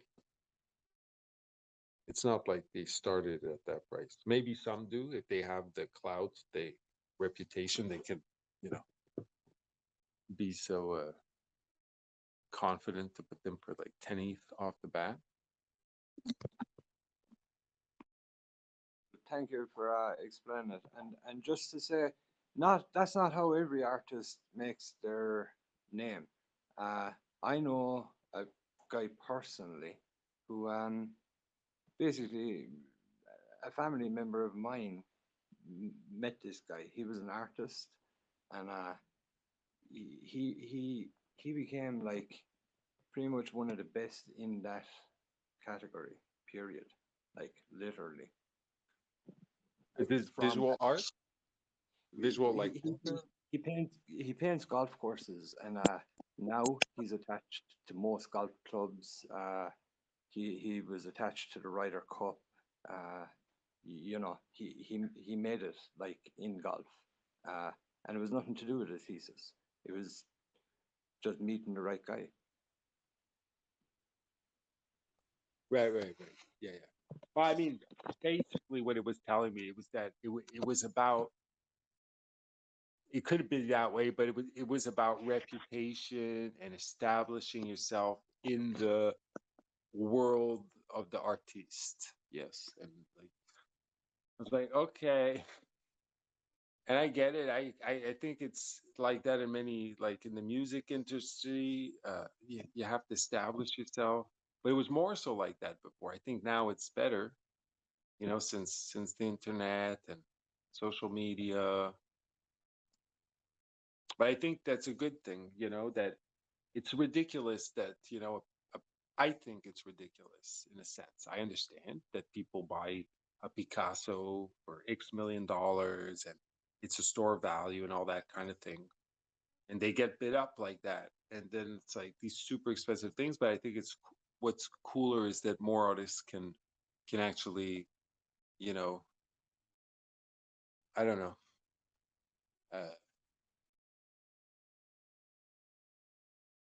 I don't have a market, have a way of living from their art, and it not be so concentrated on those things as the signature.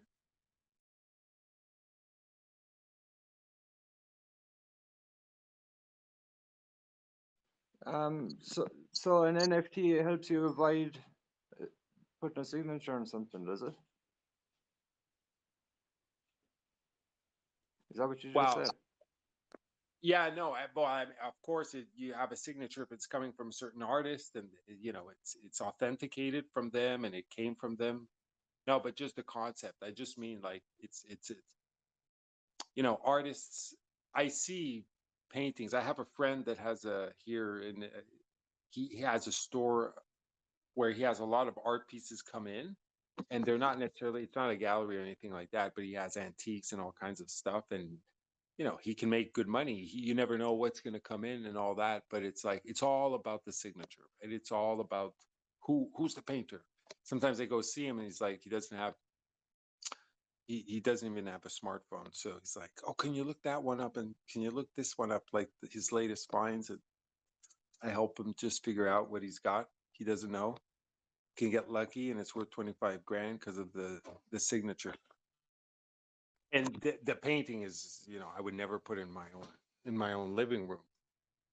So it's that concept which I always found a little weird about art. That dimension of it, the reputation is what matters most, not the actual art. Yeah, there's a name for it.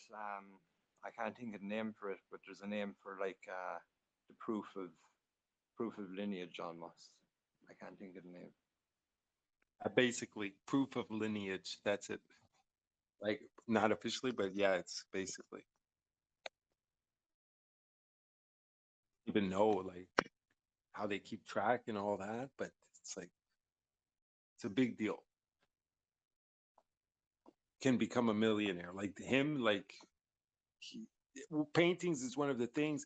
Like he has many things, but paintings is like he could like hit on $1 million painting. He never knows. And sometimes he gets lucky and it's really worth a lot, like 10 grand or so. And other times it's worth nothing.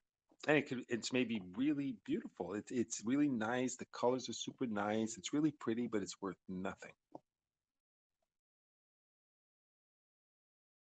Is there a genre? Is there a particular demographic that he's trying to attract?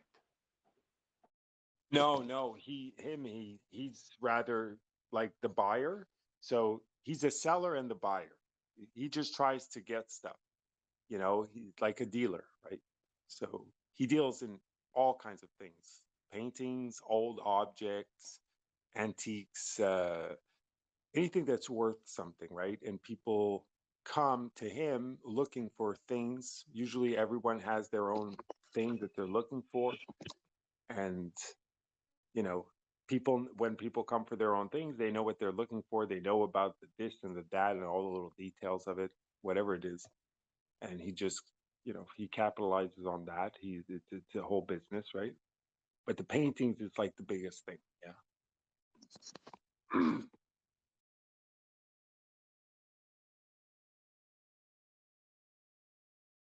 Some people, that's like exactly it. Somebody dies, they're cleaning up, whatever. Painting looks like anything else, looks old and dusty. It's not a great painting. Have no idea what the signature is, and just and he grabs it for like cheap, so that, and it could be worth a lot. So he's very avid of those things. I always look.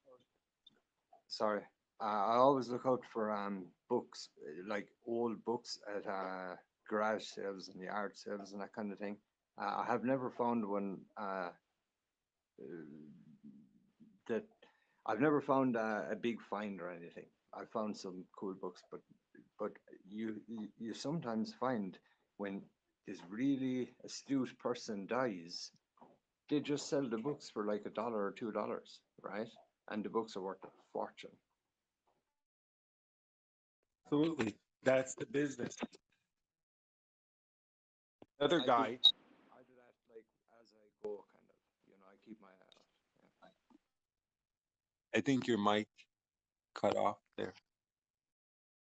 Yeah, I do it. I do it as I go. I do it as I go. I try to. Yeah. Yeah, I mean it's a real thing. Like I know another guy, and actually they both know each other as well because they're in the same business. This guy, like he's worth like 20 million or so. He started from nothing. Uh, he was buying bungalows and digging out the basements and renovating them a little bit and reselling, flipping them when he was younger, and he made his first little money that way. And then quickly enough, he began going to successions you know, when people die and there's an ad in the newspaper and you just go buy the stuff and you know, you bargain right then and there how much you're willing to offer, and all kinds of auctions or flea markets. He'd you know, he'd be you know, all dressed up, sleeping on the sofa, ready to go at 4 o'clock in the morning to be the first guy with the flashlight at the flea market, you know. And he's worth like 20 million basically now, if not more. And he has the biggest shop, okay, around here. Like, it's this huge, like, dusty basement at the bottom of a huge industrial building, and it's just filled to the brim, stacked to the ceiling of antiques from the, you know, 18th, 19th century, you know, chandeliers, paintings, things, books. But I can say this about the books. I was talking with that other friend not so long ago, and it was on top of the books, and he explained to me, which I didn't know. First of all, it's not so easy with the books. So he tends to be a little bit like opposite of the paintings. He's with the books. He's like, you know, people come try to sell him books, and it's difficult. They're rare, the ones that, from his point of view, are worthwhile. But there are, you know, don't get me wrong. You can get a old, you know, Shakespeare or whatever, and you know, many things. One thing I did find interesting, though, he told me in that conversation that the Bibles, they're not worth anything. Whatever, like, it was basically, if they, because he had one right next to me when we were talking, and it was like from this, I think, 17th century, and I thought, oh my God, that's, you know, that's kind of old, you know. Oh no, no, it's a Bible. They're not the Bibles. They're not worth anything, because they're basically there. I guess there's were so many Bibles, you know, all along history that seemingly they're not worth much. That's amazing. That's amazing. I never knew that. Yeah, that's amazing though.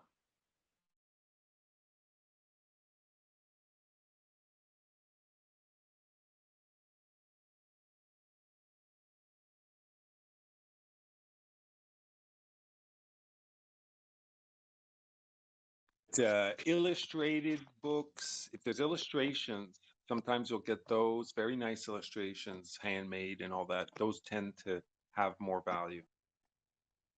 Like, if you see an old one, just pick it up. If it's not expensive, then you can look it up. But the odds are that it has a more so value. Appreciate it. Appreciate it. Do you know, honey? Do you know Jack Carway?